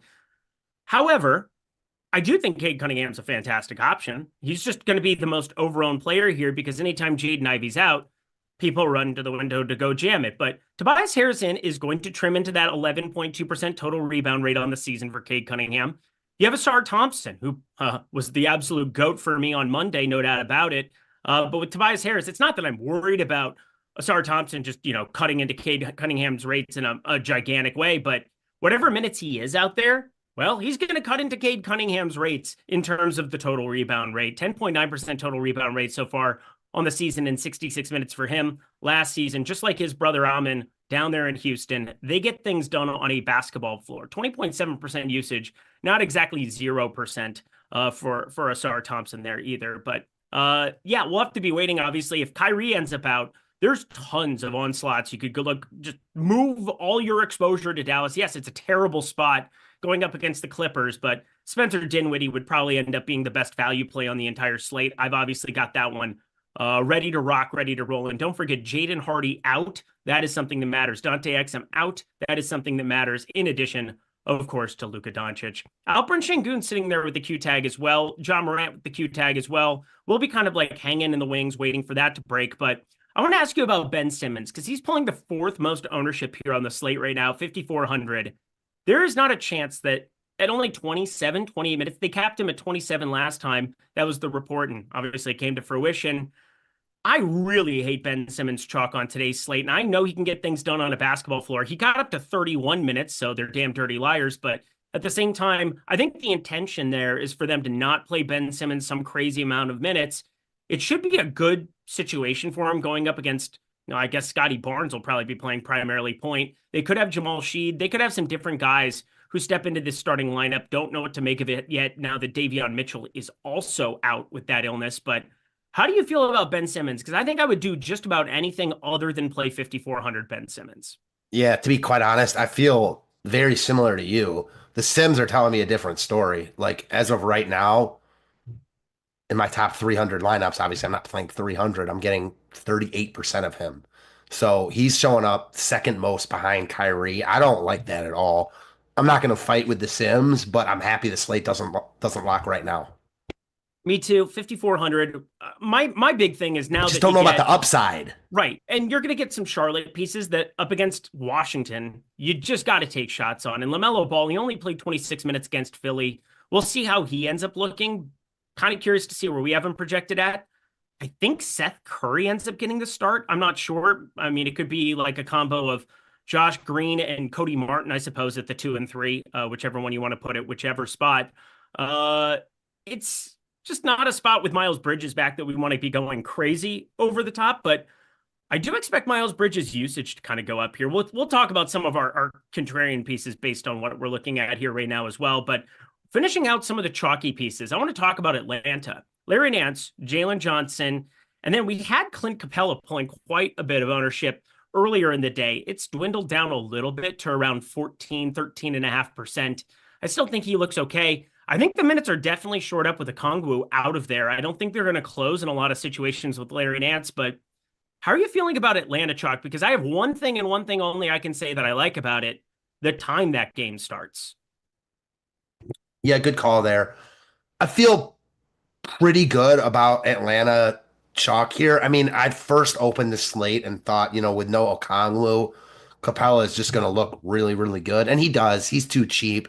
But probably just considering where this slate has taken us in the past few hours with how many guys are out, I'll back off on calling Capella even close to like a must play. He looks like a good play, though. I mean, he's not getting a ton of ownership. I'm getting a little bit over the field in the Sims. Jalen Johnson's the guy that really stands out. I'm not sure that enough credit is being given to him for Okongwu being out. Like I could just see, sure, Capella's going to get a few more minutes, but I could see Johnson like barely ever leaving the court in this spot. Happy to be getting way over the field on him. The Sims like him, the tools like him. He's just been fantastic this season, and I'll never mind getting overweight on someone like him. I totally get it. I'm just trying to think of like where I want to go here with all this news that we're waiting for. We don't have any super chats here yet. We're kind of just sitting on our hands, I guess, and kind of waiting for things to unfold. I don't want to rehash like all of the news that's going on everywhere, but like, I guess John Morant, if he ends up out, with Marcus Smart also doubtful. Scottie Pippen Jr. is going to look awesome. I think Luke Kennard becomes one of the more contrarian pieces on the slate that I would really like in that event. Desmond Bane would look much, much better, even though he shot the ball like absolute dog doo-doo this entire season. I think for me, the Atlanta thing is just purely because they start at 8 p.m. Eastern time. If we don't have that news yet, just by playing this chalk, I have more versatility with my lineups as the night goes on. So I'm just kind of letting the Sims do its thing by getting to this Jalen Johnson exposure, getting to some of this Larry Nance exposure as well. We do have some earlier pieces, obviously, too, in Ben Simmons, depending on what time and what that starting lineup for Toronto on the other side looks like. That's half an hour earlier there. But yeah, with the news that Josh Giddey's out, I'm curious to see if anything on Chicago pops in our next update as well, because I think there's some contrarian pieces that I can definitely make a case for. But now let's go up to the expensive pieces, because we have this value that exists on the slate, but with no Luka, who is at 11-7, the most expensive player on the slate. We have Victor Wembanyama. We have SGA, which 34 minutes for him. Obviously, it's a little bit light, purely coming off of the NBA Cup and being a regular season game. What's up? I was going to ask you, so I didn't mean to cut you off. So if you wanted to continue. Oh, you're okay. It was like on that note, though, any thoughts to like backing off like the OKCs or teams that just play deep into the NBA Cup? Well, I don't know if you saw the schedule for tomorrow either. I guess I do this because I'm always looking ahead when I do my betting stuff the night before. Oklahoma City plays tomorrow. Like the NBA schedule makers just absolutely hate them. So it's a spot where I think they could kind of play it by ear too, where they just put the pedal to the metal with some of these guys on OKC and just say, hey, go win today. We'll play all the minutes and then we'll rest you on Friday. I do think that is actually something that's very live to happen. I've been thinking about a lot. It's a terrible matchup today and tomorrow. They're taking on Orlando, one of the more defensively forward teams, KCP out there on the perimeter. And then they play Miami tomorrow. So it's kind of a disaster in that regard. But otherwise, yeah, I've thought a lot about OKC. If they're going to be like 1-2% because people don't want to play them because they're worried about minutes, there's also a world where they play 3 or 4 more minutes than projected, and then they just rest tomorrow coming off of, a pretty high voltage week. Yeah, I'm with you. Like, I think that it's in the back of my mind that like maybe they don't do that and maybe they just play their guys less minutes both games. But ultimately, I think what you said is totally in play also. I'm not going to do anything with projections because we just don't know. It just is a little murkier of a situation than we might normally see. Yeah, it's murky for sure. But yeah, looking at the schedule for tomorrow, you've got, I believe Charlotte plays tomorrow as well. And then Oklahoma City, the other team that's on a back-to-back there. Milwaukee, Cleveland, OKC, Miami, Charlotte, Philadelphia. Those are tomorrow's games. Only 3 games on the slate. But of course, Oklahoma City is one of them. All right. Chat's having a lot of fun today. It says vivacious, I would say. Vivacious would be the word I'm looking for. But back to the expensive pieces. If we get a ton of influx of value, Cade Cunningham is the one guy pulling a ton of ownership up here. He's projected for 53 at sub 10K, so it makes sense. But out of the 4 10K pieces we have available to us today, Victor Wembanyama pulling by far the most ownership against ATL. I think that makes sense. SGA, though, Cat going up against his former team in Minnesota. Does he have revenge in his heart? We shall see. We shall see. And Jason Tatum, who I think fits into lineups pretty nicely today for MME purposes. If I were playing 150, I think I would be getting to a lot more of him in 20 max. We'll see how it pans out. I got him in 20%. That might be a little bit heavy just for a 20 max setting. We'll see. But How do you feel about the 410K pieces? Because I think there's merit to getting to some of the earlier pieces now and hoping news breaks later. Yeah, I have no arguments with that. As far as like the high end pieces go, I'm not getting a lot of Tatum now, but neither is the field. I'm like right with the field. Um, let's see, what about Wemby? Um, yeah, I'm like a little bit under Wemby too. I think it's mostly because like Kyrie 8,200 is such a priority. I don't want to say mid tier, but like kind of upper mid tier because we do have a lot of value, but we don't have like 3K value, you know? Yep. No 3K value now, but I will say It could emerge.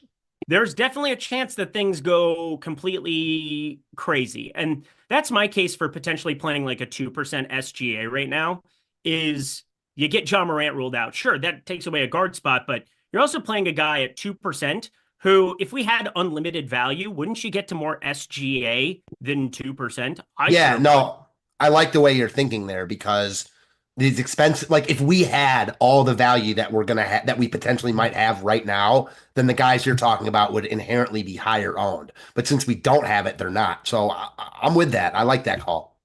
Kingmaker. Belman is way too agreeable with the great Lindquist. Make your stands. No, Belman can make his stands. He's been happy to let me know when he's not stoked. He's not as mean as Matt Kajeski will be from time to time. But overall, Matt Belman, this version of Matthew is generally more agreeable and nice. He'll turn me down softly. Matt will do it very loudly. But anywho, I do think SGA just because that locks at 7 p.m. Eastern time. That's a guy that I'm going to get in at least 2 of my lineups here for sure.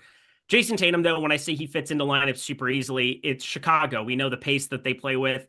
And then you can't reverse engineer your lineups. If we get to 7:30 p.m. Eastern time, 4:30 p.m. Pacific time, and we don't have that news yet, we could be sitting on a guy who is way lower than his chances of being optimal come slate's end. And obviously, there's no given that Kyrie Irving's going to be playing today, although I have a lot of betting tickets on him. I would really appreciate it if you would play. John Morant available to play Thursday. So that's one domino down.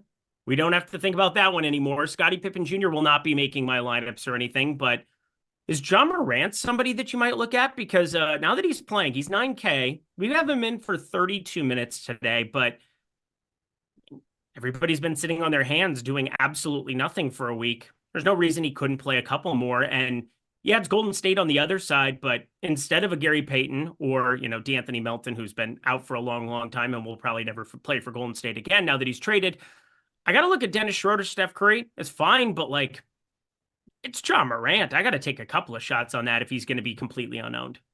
Yeah, I'm with you. This is like a weird slate because the NBA just normally doesn't have days off like this where multiple teams haven't played. So there is just more unknown than usual. And I think Morant is someone who the field is not on, has been questionable all day, is just coming out that he's going to play.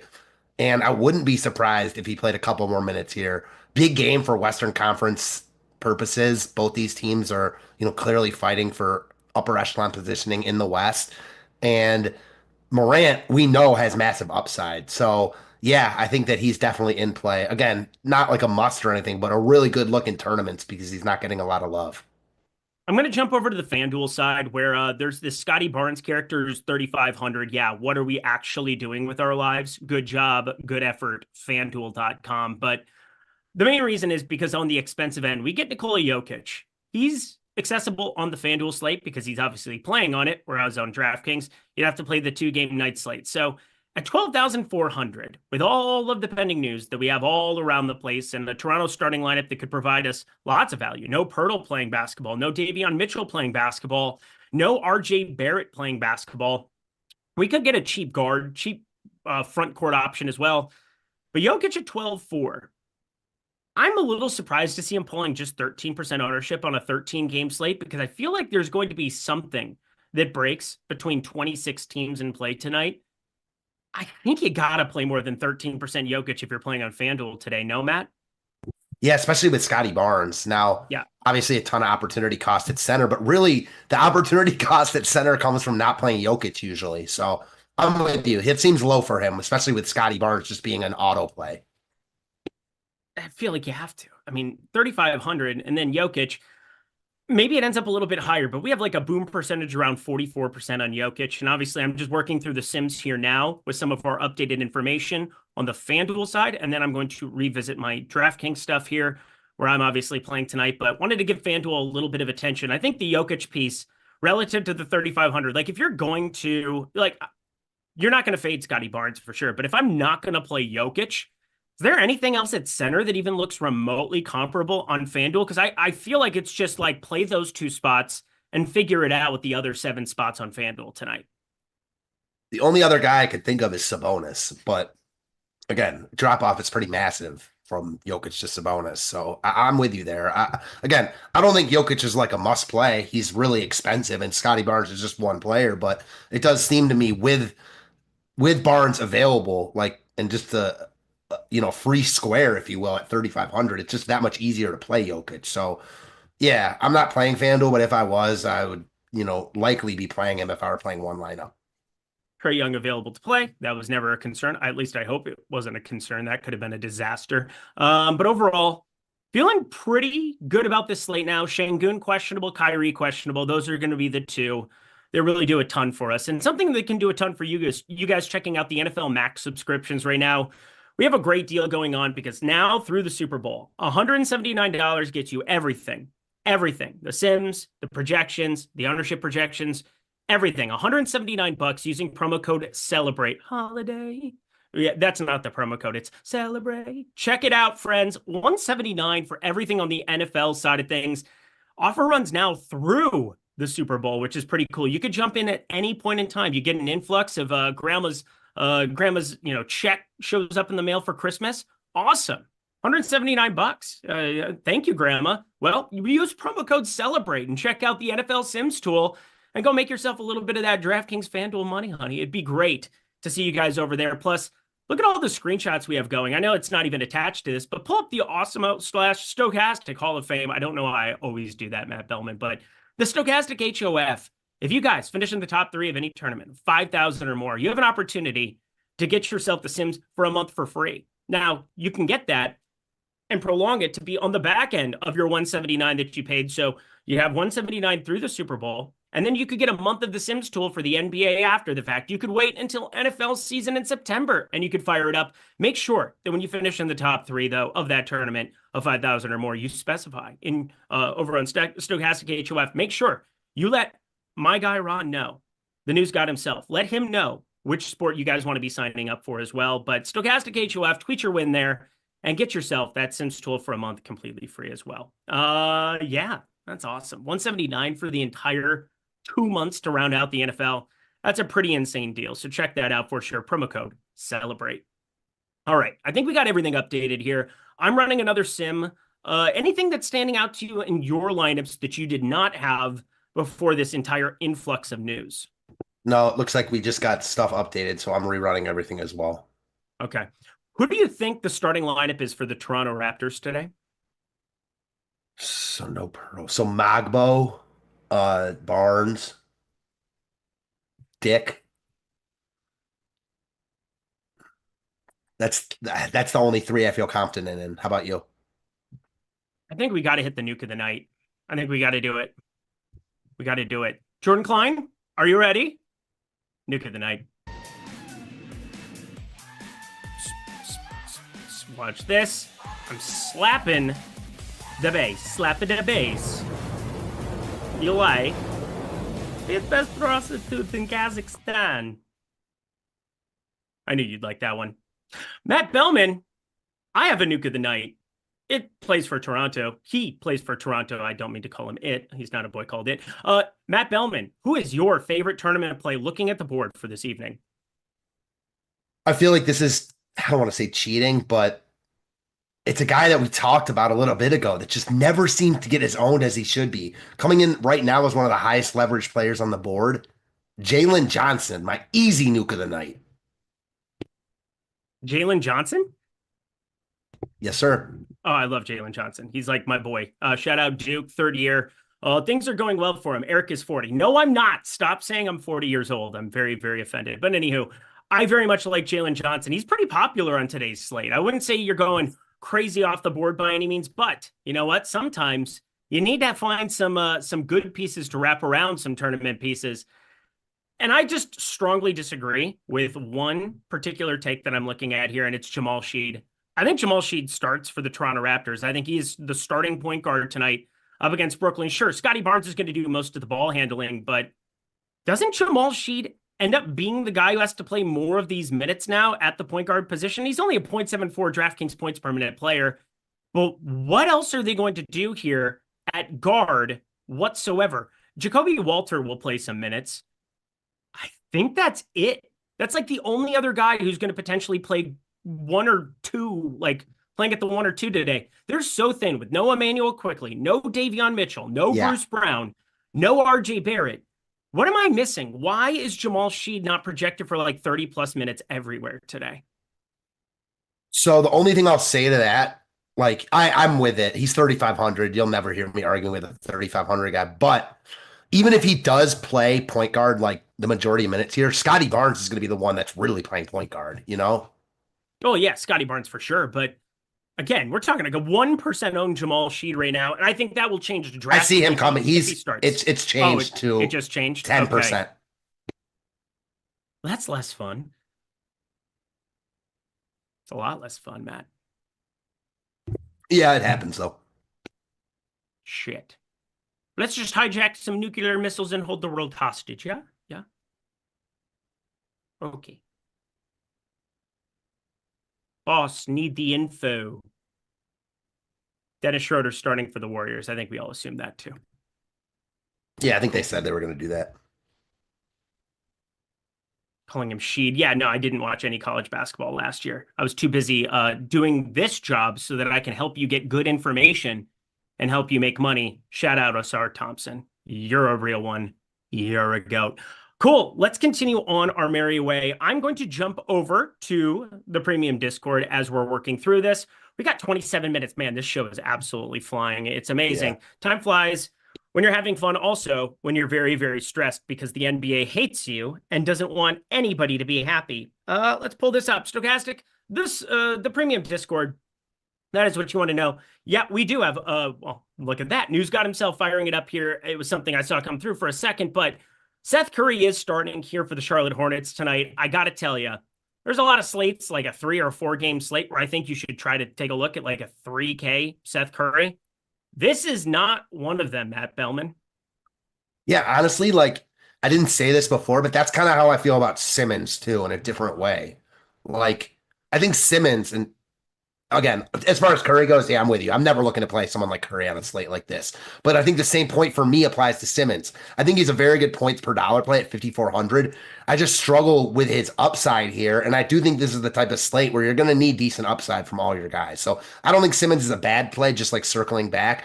I just don't think he's as good of a play as the field thinks he is. As far as Curry goes, I just think you can do better.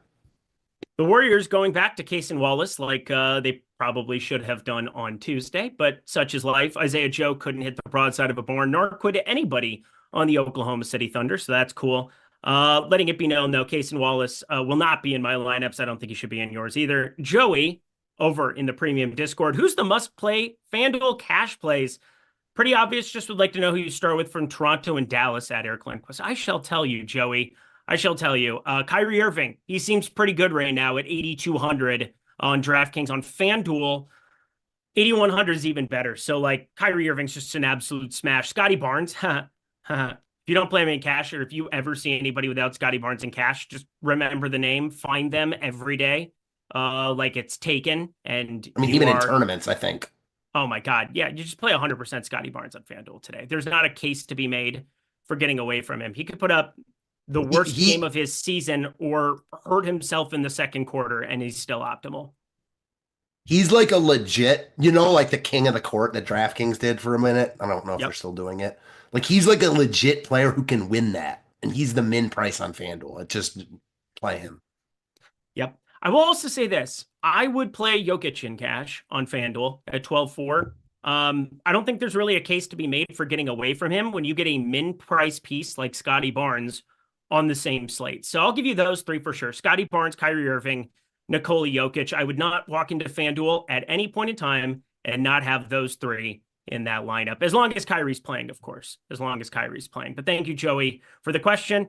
Stan 0302, is Barnes a priority on DK? So let's pull up the Toronto team over on DK if you could, Jordan Klein, because I think this is an interesting one to me because things have definitely changed here in our last update for me. I was obviously looking at Jamal Sheed as being a guy that had to play a lot more.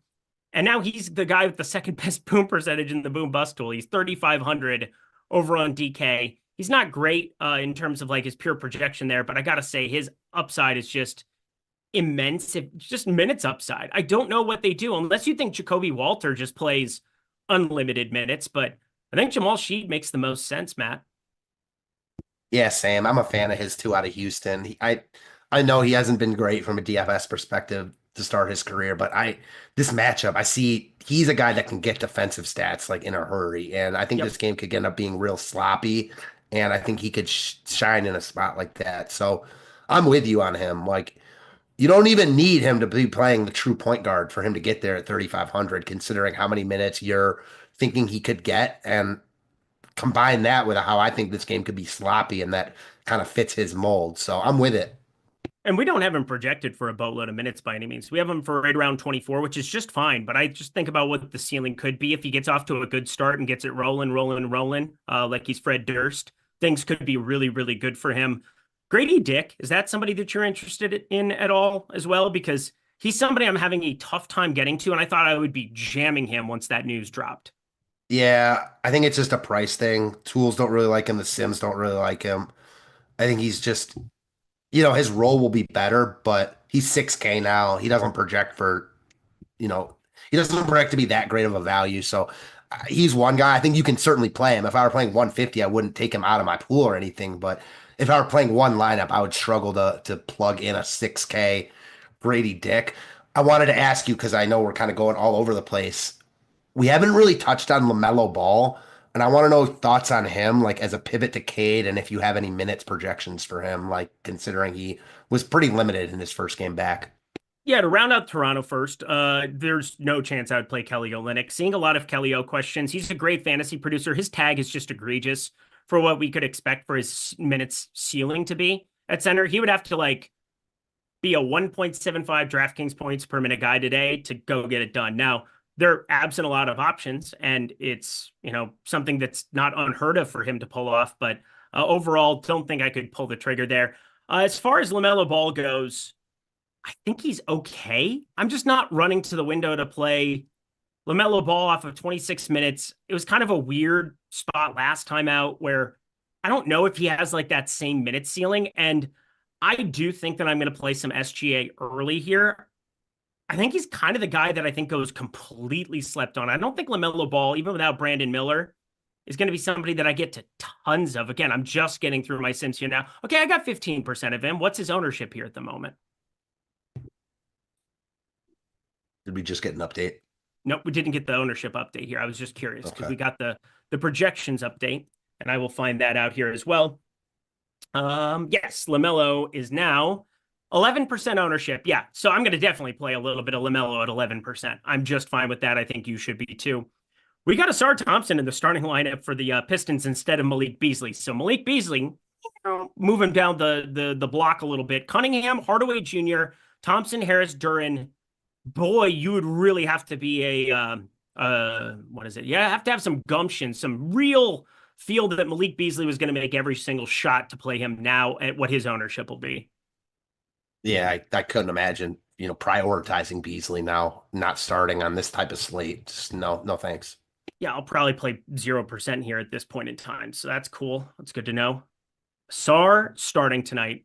God, everybody just tagged me all at once and just, I bet. Sar. 4,400 for him. I will say, got up to 27 minutes when you include overtime there. I think they do a decent enough job of just being cautious enough. And that slate was different where there was some news that we were waiting really late to be breaking. We had the 7 p.m. Pacific, 10 p.m. Eastern time games that we were kind of waiting on. And it's also different when you're talking about a 3,900 Asar Thompson as opposed to 4,400. Can he do it? Yeah, he can do it. He's a better than fantasy point per minute player, and I kind of expect him to stay that way but he's starting next to Cade. He's starting next to Tobias Harris, who, we don't have a ton of sample size of them being on a court together. I will not be in love with that. That is for sure. Yeah, I'm with you. And I wanted to go back. Just someone asked about Barnes on DraftKings, if he's a priority. The Sims love Barnes today on DraftKings. So he's not a priority, but he's a great tournament play. I can't remember a slate where Scotty Barnes existed without like an RJ Barrett or an Emmanuel Quickly, and I didn't just play tons of him. Like, right? He's just got such a high floor, high ceiling combination, especially when you talk about DraftKings scoring where we can get the double-double bonus, triple-double bonus, and then yet in all of what he does on a basketball floor, he should lead this team in usage. He hasn't even shot it all that well to start off this season. He's been a little bit off in that regard. So there's like an even higher ceiling if the ball starts going in the basket with a higher frequency. So his assist rate, total rebound rate, everything looks phenomenal for him. Scotty Barnes on both sites. FanDuel especially, 3,500. I think that's a pretty decent value, but over the course of the last year and change, we're talking about a guy with only a 52.5% effective field goal percentage who yet still puts up 1.3 DraftKings points per minute. Pretty good. Pretty good. Sean, 499. Hey, gents. Could you review your favorite center and power forward plays on DraftKings, including value? Why, I would very much love to. Pull that up, Jordan Klein. Let's just go by the position, if you could. Put in the power forward / center and click on that. We've got Larry Nance, Jaren Jackson Jr. pulling the majority of the ownership there.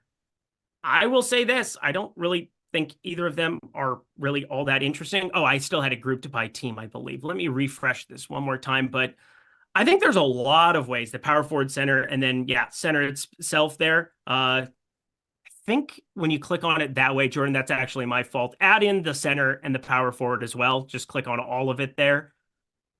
I think that'll clean it up a little bit. But as I look at some of the DraftKings goodness that we have going over in the Boom Bust tool and the Sims tool right now, I got to feel pretty good about Miles Bridges at 6,200. I know it's been a weird season for him, but with no Brandon Miller on the floor and LaMelo possibly being more limited still, Miles Bridges at 6,200 is my highest owned player at the position. How about you? Yeah, I'm getting a ton of Bridges. So, yeah, I'm right there with you, man. I mean, we're using the same sim, so it's not surprising. Man, more Olynyk questions. No more Olynyk questions. I can't play Kelly Olynyk today. The great white hope of Canada. The guy didn't really even crack a Canadian rotation all that much this year, which is kind of weird. I thought he had like the perfect game for the Olympics, but was also dinged up. So that is what it is. Yeah. Malakar, member for 45 months, top played each position on FanDuel. Thanks. Merry Xmas. You as well, my friend. We might have to run the Christmas stream back. I believe you were a touted featured player of such things once upon a time as well. Jordan Klein, I think the OG, but number one play on the slate, no doubt about it, Scotty Barnes. Nikola, so let's go by position here. At guard, let me refresh this here. Kyrie Irving at point guard, shooting guard. I think that's really hard to get away from so long as he is playing basketball today. So keep that in mind. I think Cade Cunningham looks pretty good. I have no problem with the ownership on Cade Cunningham if you want to go that direction and just kind of jam it and get different elsewhere. Small forward, that's going to be the combination of Scotty Barnes and where's Scotty Barnes over here? Yeah, small forward, power forward. So I don't know what to tell you on that. He just looks incredible. Jason Tatum, I think, is also somebody that I want to be overweight to if I were playing FanDuel today. And at center, or power forward, Victor Wembanyama, the combination of power forward, center there, and center, brought it up before, Jokic. Do you have anybody that you would want to add as far as top plays on FanDuel, Matt? No, I don't. Cool. Malakar, thank you again there. We're caught up on Super Chats. I got one more thing to get out of the way here. Last 15 minutes, once again, hit the like button if you could. We have NFL Live Before Lock coming up. 15 minutes after the show gets done? So at 4:15 Pacific, 7:15 Eastern time for people with regular time. You guys get to check out Live Before Lock with my good friend, Greg Ehrenberg and Laffy. It'll be really, really fun to check those two guys out. We got the Chargers hosting the Broncos, 41.5 total, kind of like the over, if you're asking me. I think Cortland Sutton, probably my favorite captain there, but the reason I know such things is being able to utilize the betting space and being able to see how odds are moving throughout a day and seeing that 60.5 matriculate up to 62.5, 63.5. And wouldn't you know it, Portfolio EV had Cortland Sutton popped in there for me for a little while over on Pick 6 as well. Well, We have the Pick'em tools and now move to Stokastic as well. But if you guys want to check out Portfolio EV in its entirety, first off, follow Greg Ehrenberg, who's coming up later, on that thread that he is doing every single day. Nearly at 50 days of a bankroll challenge is 6x'd his money. Ridiculous run and stretch, but Portfolio EV is churning out results like that for everybody who is utilizing the tools. I mean, it has been unbelievable in the NBA streets, especially in the NHL streets as well, if you guys are checking that out. I don't really know anything about the NHL whatsoever. And yet I'm able to blindly tail some plays and then also add them into pick'em cards and throw them together. I've been profitable in NHL, and it's a sport I've spent 0 minutes watching the entire year. You can have those kind of results too, just by checking out the tool daily and checking out Portfolio EV. And right now you slash it half the price. Gift EV. Oh my God. Are you kidding me?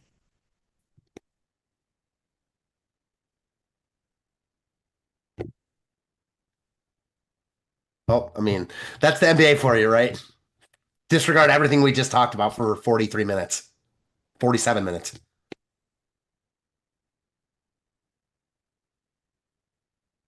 I have Kyrie Irving 29.5 PRA tickets.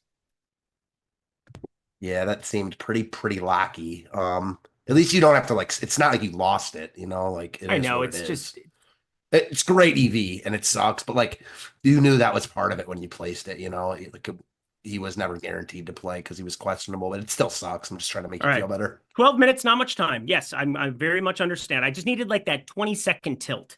20-second tilt. Here we go. Spencer Dinwiddie, you're going to play an absolute metric tongue. I think the next question is in the pecking order, how many Dallas pieces are too many? Because you are losing 57, 60% usage between Luka and Kyrie. Who's next in the pecking order? Because I think Dinwiddie is there, and then it's PJ Washington, and then it's Quentin Grimes, and then it's just how many Dallas guys are too many Dallas guys? I want to get to all of them. Yeah, I do too, but this is where I might differ from you here. I could see Dallas really struggling in this spot, and it brings me back actually last year when there was I know that Kyrie and Luka were out. I think Dallas was playing Houston, and it was a really tough spot, and no one got there because Dallas just sucked. Now, it's NBA DFS. Guys are going to be on the floor. They're going to get minutes. They're going to project as decent values, and I think someone like Dinwiddie is really hard to get away from. I personally don't want to go crazy with Dallas on a slate this size where there's so many good plays elsewhere. Yeah, if Dallas plays really well here, a bunch of their guys could get there. But I could see them really, really struggling offensively. Not only missing Luka, now missing Kyrie. They're missing some of their bench guys. I don't feel as comfortable about it as I might with some other spots. I am going to play 100% Spencer Dinwiddie. I'm going to play nearly 100% Quentin Grimes. I'm going to get to lots of Klay Thompson. I'm going to get to a little bit of the front court. I'm going to get to some decent PJ Washington. I'm going to get to Najee Marshall. I'm going to get to Derek Lively. I'm going to get to Daniel Gafford. I'm going to have 7 different Dallas guys rotated between my 20 lineups. I'm going to play 100%. Again, I'm not tilted about that. I have no exposure for what I typically would on a slate like this. So I kind of wish I had more now, but everything's filled up. It's more that I had the betting tickets that are really going to tilt the frick out of me. But I know that we'll have the projections updated here shortly. Obviously, there's just so much that's changed on this slate. We're taking out the most popular piece on the entire slate, and I think we're going to replace him with the most popular play on the entire slate. I mean, Spencer Dinwiddie, is there any case that can be made? Even if he struggles, you put him in for 28 minutes, you're going to get 100% of him. Yeah, Dinwiddie looks amazing. Impossible to get away from him, but I think he might be the only one that I think is quote unquote impossible to get away from. I think that you mentioned it. Grimes, Klay Thompson look really good, but there are paths for them not playing well here or not playing as well as you need to win tournaments with other really good plays on the slate. Still waiting for the tools to update, but for me right now, blindly looking at it, Dinwiddie looks like the biggest must on the slate now. Not quite as locky as Barnes is on FanDuel, but about as free squarish as you'll get on DK these days. So I think you just play Dinwiddie everywhere, and then we'll see where else shakes out. I know the tools already really like Derek Lively. Kyrie being out doesn't help Lively, but he still looks really good. So yeah, Dallas is going to look like the best team on the slate now. Yeah, they're going to look ridiculous. I liked PJ Washington a lot. If I were playing on FanDuel today, I would have been way over to him. We had positive leverage coming in on him. This team sucks now, though. This team sucks, and they're playing the Clippers. I don't care. I don't care. I get it. I mean, the prices I are get just it. too cheap. Specifically the two being Spencer Dinwiddie for what that floor is, and then I think on DK, Quentin Grimes, less so on FanDuel. He's only shooting guard 3,900. You're definitely going to have some type of issues there, but he's going to be popular. He should be popular. I'm assuming he starts. He should start. It's going to be a ridiculous spot to get to all of those guys for sure. Let's kind of round that one out. Grimes is 3,900. Yeah, that's what I'm getting at. Now on DK, he's got the multi-positional eligibility. That's just so hard to get away from, I think. But again, Grimes, especially because it's forward. Like, it's not the dual guards. It's small forward shooting guard. Yeah, exactly. And that's the thing. On shooting guard only, FanDuel, there's a case with 3,500. There's a case for 3,500 Scotty Barnes just being the only guy that you really go down to there. But I amend Jamal Sheed as the nuke, and I will now make Spencer Dinwiddie the nuke. I doubt I get to Jamal Sheed now, which just is the way NBA DFS works. I hope you understand why that is. So hopefully you've been listening to the whole show, because there's not many worlds where I wouldn't want to get to 100% Spencer Dinwiddie, assuming that he starts. And then if he doesn't, we have all of those games that, we can kind of make it work. I shouldn't have an issue. We'll get that news, I would assume, before 8 p.m. Eastern time when we have 1, 2, 3. Yes, thank you, Jordan Klein. Thank you for throwing the nuke up spontaneously. You're such an artsy producer. Shit. Yeah, Having I mean, fun? looking at some other places like Dinwiddie, Grimes, and Klay Thompson project as the 3 top values on the slate. Like, we talked about Dinwiddie, and as much as I see paths to guys, especially like Grimes, failing, because I could see Dallas's offense just being non-existent here. Like, their 2 best players are out, and not only are they their 2 best players, but they're the guys with the ball in their hands a lot. So, all that being said, however, from a points per dollar perspective, it's going to be hard to get away from Grimes and Thompson, acknowledging that Dinwiddie is basically a lock. What do you think our projection is on Spencer Dinwiddie? We just got it in 26. 30. Yeah, so I mean, you just play him. You don't even think about it. Yeah, PG Washington looks awesome. Quentin Grimes looks awesome. Klay Thompson looks awesome. Both centers. Like, that's going to be the real fun one, is both centers look awesome, in my opinion. You could get one that gets the bulk end of the minutes at any given point in time. There's not a world where I think both end up on the floor together. So obviously I think there's difficulty in wanting to play them together on this large of a slate, but I'm going to probably get to one of them in a lot of lineups here. The entire slate just flipped on its head. No Kyrie Irving. It really it's weird sucks. too, because you talked about it like 20 minutes ago or somewhere around there, where like, we don't really have the stars on this slate without Luka. So now it's like setting up as a stars and scrubs slate, but we don't have, like, there's no Luka, there's no Giannis, there's no Jokic. So, like, I think guys like Tatum and Wemby, SGA, Cunningham, Tatum, SGA, and specifically Wemby at center are all going to see their ownership rise. Yeah, I mean, the thing that's going to happen, I mean, you have Cade Cunningham, Scotty Barnes. These guys project out better than an SGA or something, but you're getting such a distant change in ownership by going. You're like going to be the only one Tatum. playing SGA. Like, SGA is going to be low. Oh, I am aware. Again, he just played on Tuesday. There's a game tomorrow. They're pretty big favorites as is. They may or may not put their foot down on this. Like, a lot of ways it doesn't go well, but at like a 2% SGA on this kind of a slate, I just have to embrace that every single time. So I'm looking at the expensive side of things. That's kind of what I'm just deciding to do. Obviously, I feel less pressure because I don't have as much in play, but feel still like I want to get the best information out there. All right, we've got a pretty decent ownership run here right now, Jordan Klein. If you can throw it up on the screen there. Oh, you already have it. Look at that. Spencer Dinwiddie, Jokic on the FanDuel slate there, looking at it. Klay Thompson. What do you think about Klay? I see that. Ownership, I think, just got updated. Throw that in as well with 4 minutes left. Any Pritchard love? No, not today. Not anymore. Yeah. Really, really, really hard to click on that button with all the news that just came through. What do you think about Klay Thompson? Klay Thompson is a shooting dependent guy, but now all of the shots and all the land are available to him. Can anybody create and get him open? Because he's never really done that for himself. It generally happens in space, in transition. That's the Klay Thompson way. What the hell do we do with him? That's everyone on Dallas besides Dinwiddie now. Like they're missing everything. So that's why I could really see them struggling here. On the surface and on paper, it's really hard to get away from Klay Thompson at 4,900 because if he just has an average game, he'll be one of the better value plays on the slate. But I'm more worried about this spot than you are. Just the fact that I could see their offense struggling and they're not in a good spot facing LA. Again, though, like on paper, if you're just going by projections and the best plays, you play Klay Thompson. One lineup. Who are the Dallas players that make the first lineup? I mean, definitely Dinwiddie. I mean, he's like the lock. You're going to cut it off there, though?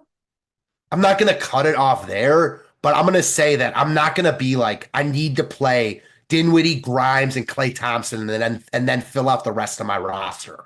I still like the Miles Bridges of the world and those guys. So for me, it's Dinwiddie and then a pretty big drop to the next two guys. And I like the centers, but Kyrie being out doesn't really change them that much for me. Oh, boy. The amount of PJ Washington that I'm about to unload to is just a little uncomfortable. Again, it's just what it is. It is what it is, everybody. 3 minutes.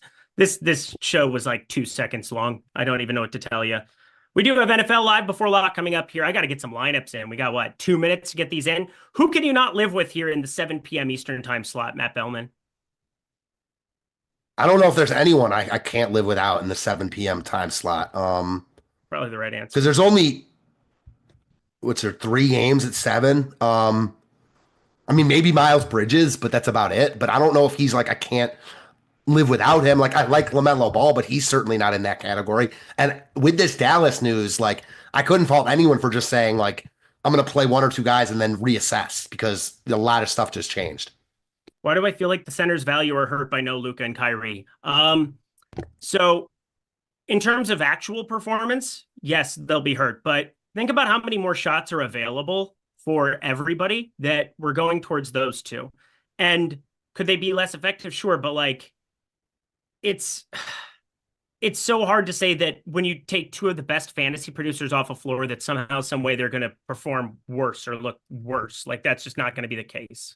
Yeah, you're right. Like on paper, in NBA specifically, you take that production off the court, someone has to fill in. Not to their extent because they're not Kyrie or Luka, but there's so much usage and opportunity to be had that it's likely that it gets picked up elsewhere.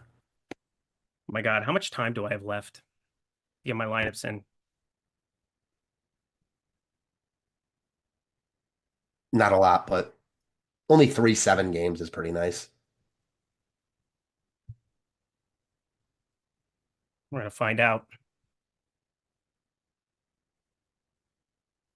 It's the final countdown. Da-da-dun-dun. Da-da-dun-dun-dun. They're in. Jordan Klein loves doing the one shot of me, just like doing the 30-second panic run. Sorry, trying to get all the best information. Guys, we are at lock officially. That was a wild one there to finish out. Hopefully, you are able to react to whatever that starting lineup is, regardless of whether Dinwiddie is in there or not. He's going to be at 100% of my lineups. That How is could he sure. not? We have PJ Washington. We have Derek Lively. We have a lot of late pieces. And hey, Alperen Şengün, I suppose, could always be out too, which I don't think we got any specificity on that one throughout this program. That would really send things into flux. But if you have a bunch of Dallas that locks at the exact same time as Houston, if anything happens there, be on the lookout. And be in that premium Discord over at Stokastic NBA DFS. I'm going to jump in there here now because there's tons to navigate. We'll get the Toronto starting lineup. But Matt Belman, Fantasy Tips Matt over on X. Follow him. Any final words for the people as we get out of here? No, just a crazy. And this is one of the most wild slates we've had all year so far. Sure is. Godspeed, everybody. Godspeed. Good luck. Jordan Klein. NFL Live Before Lock coming up in 14 minutes. Tune in.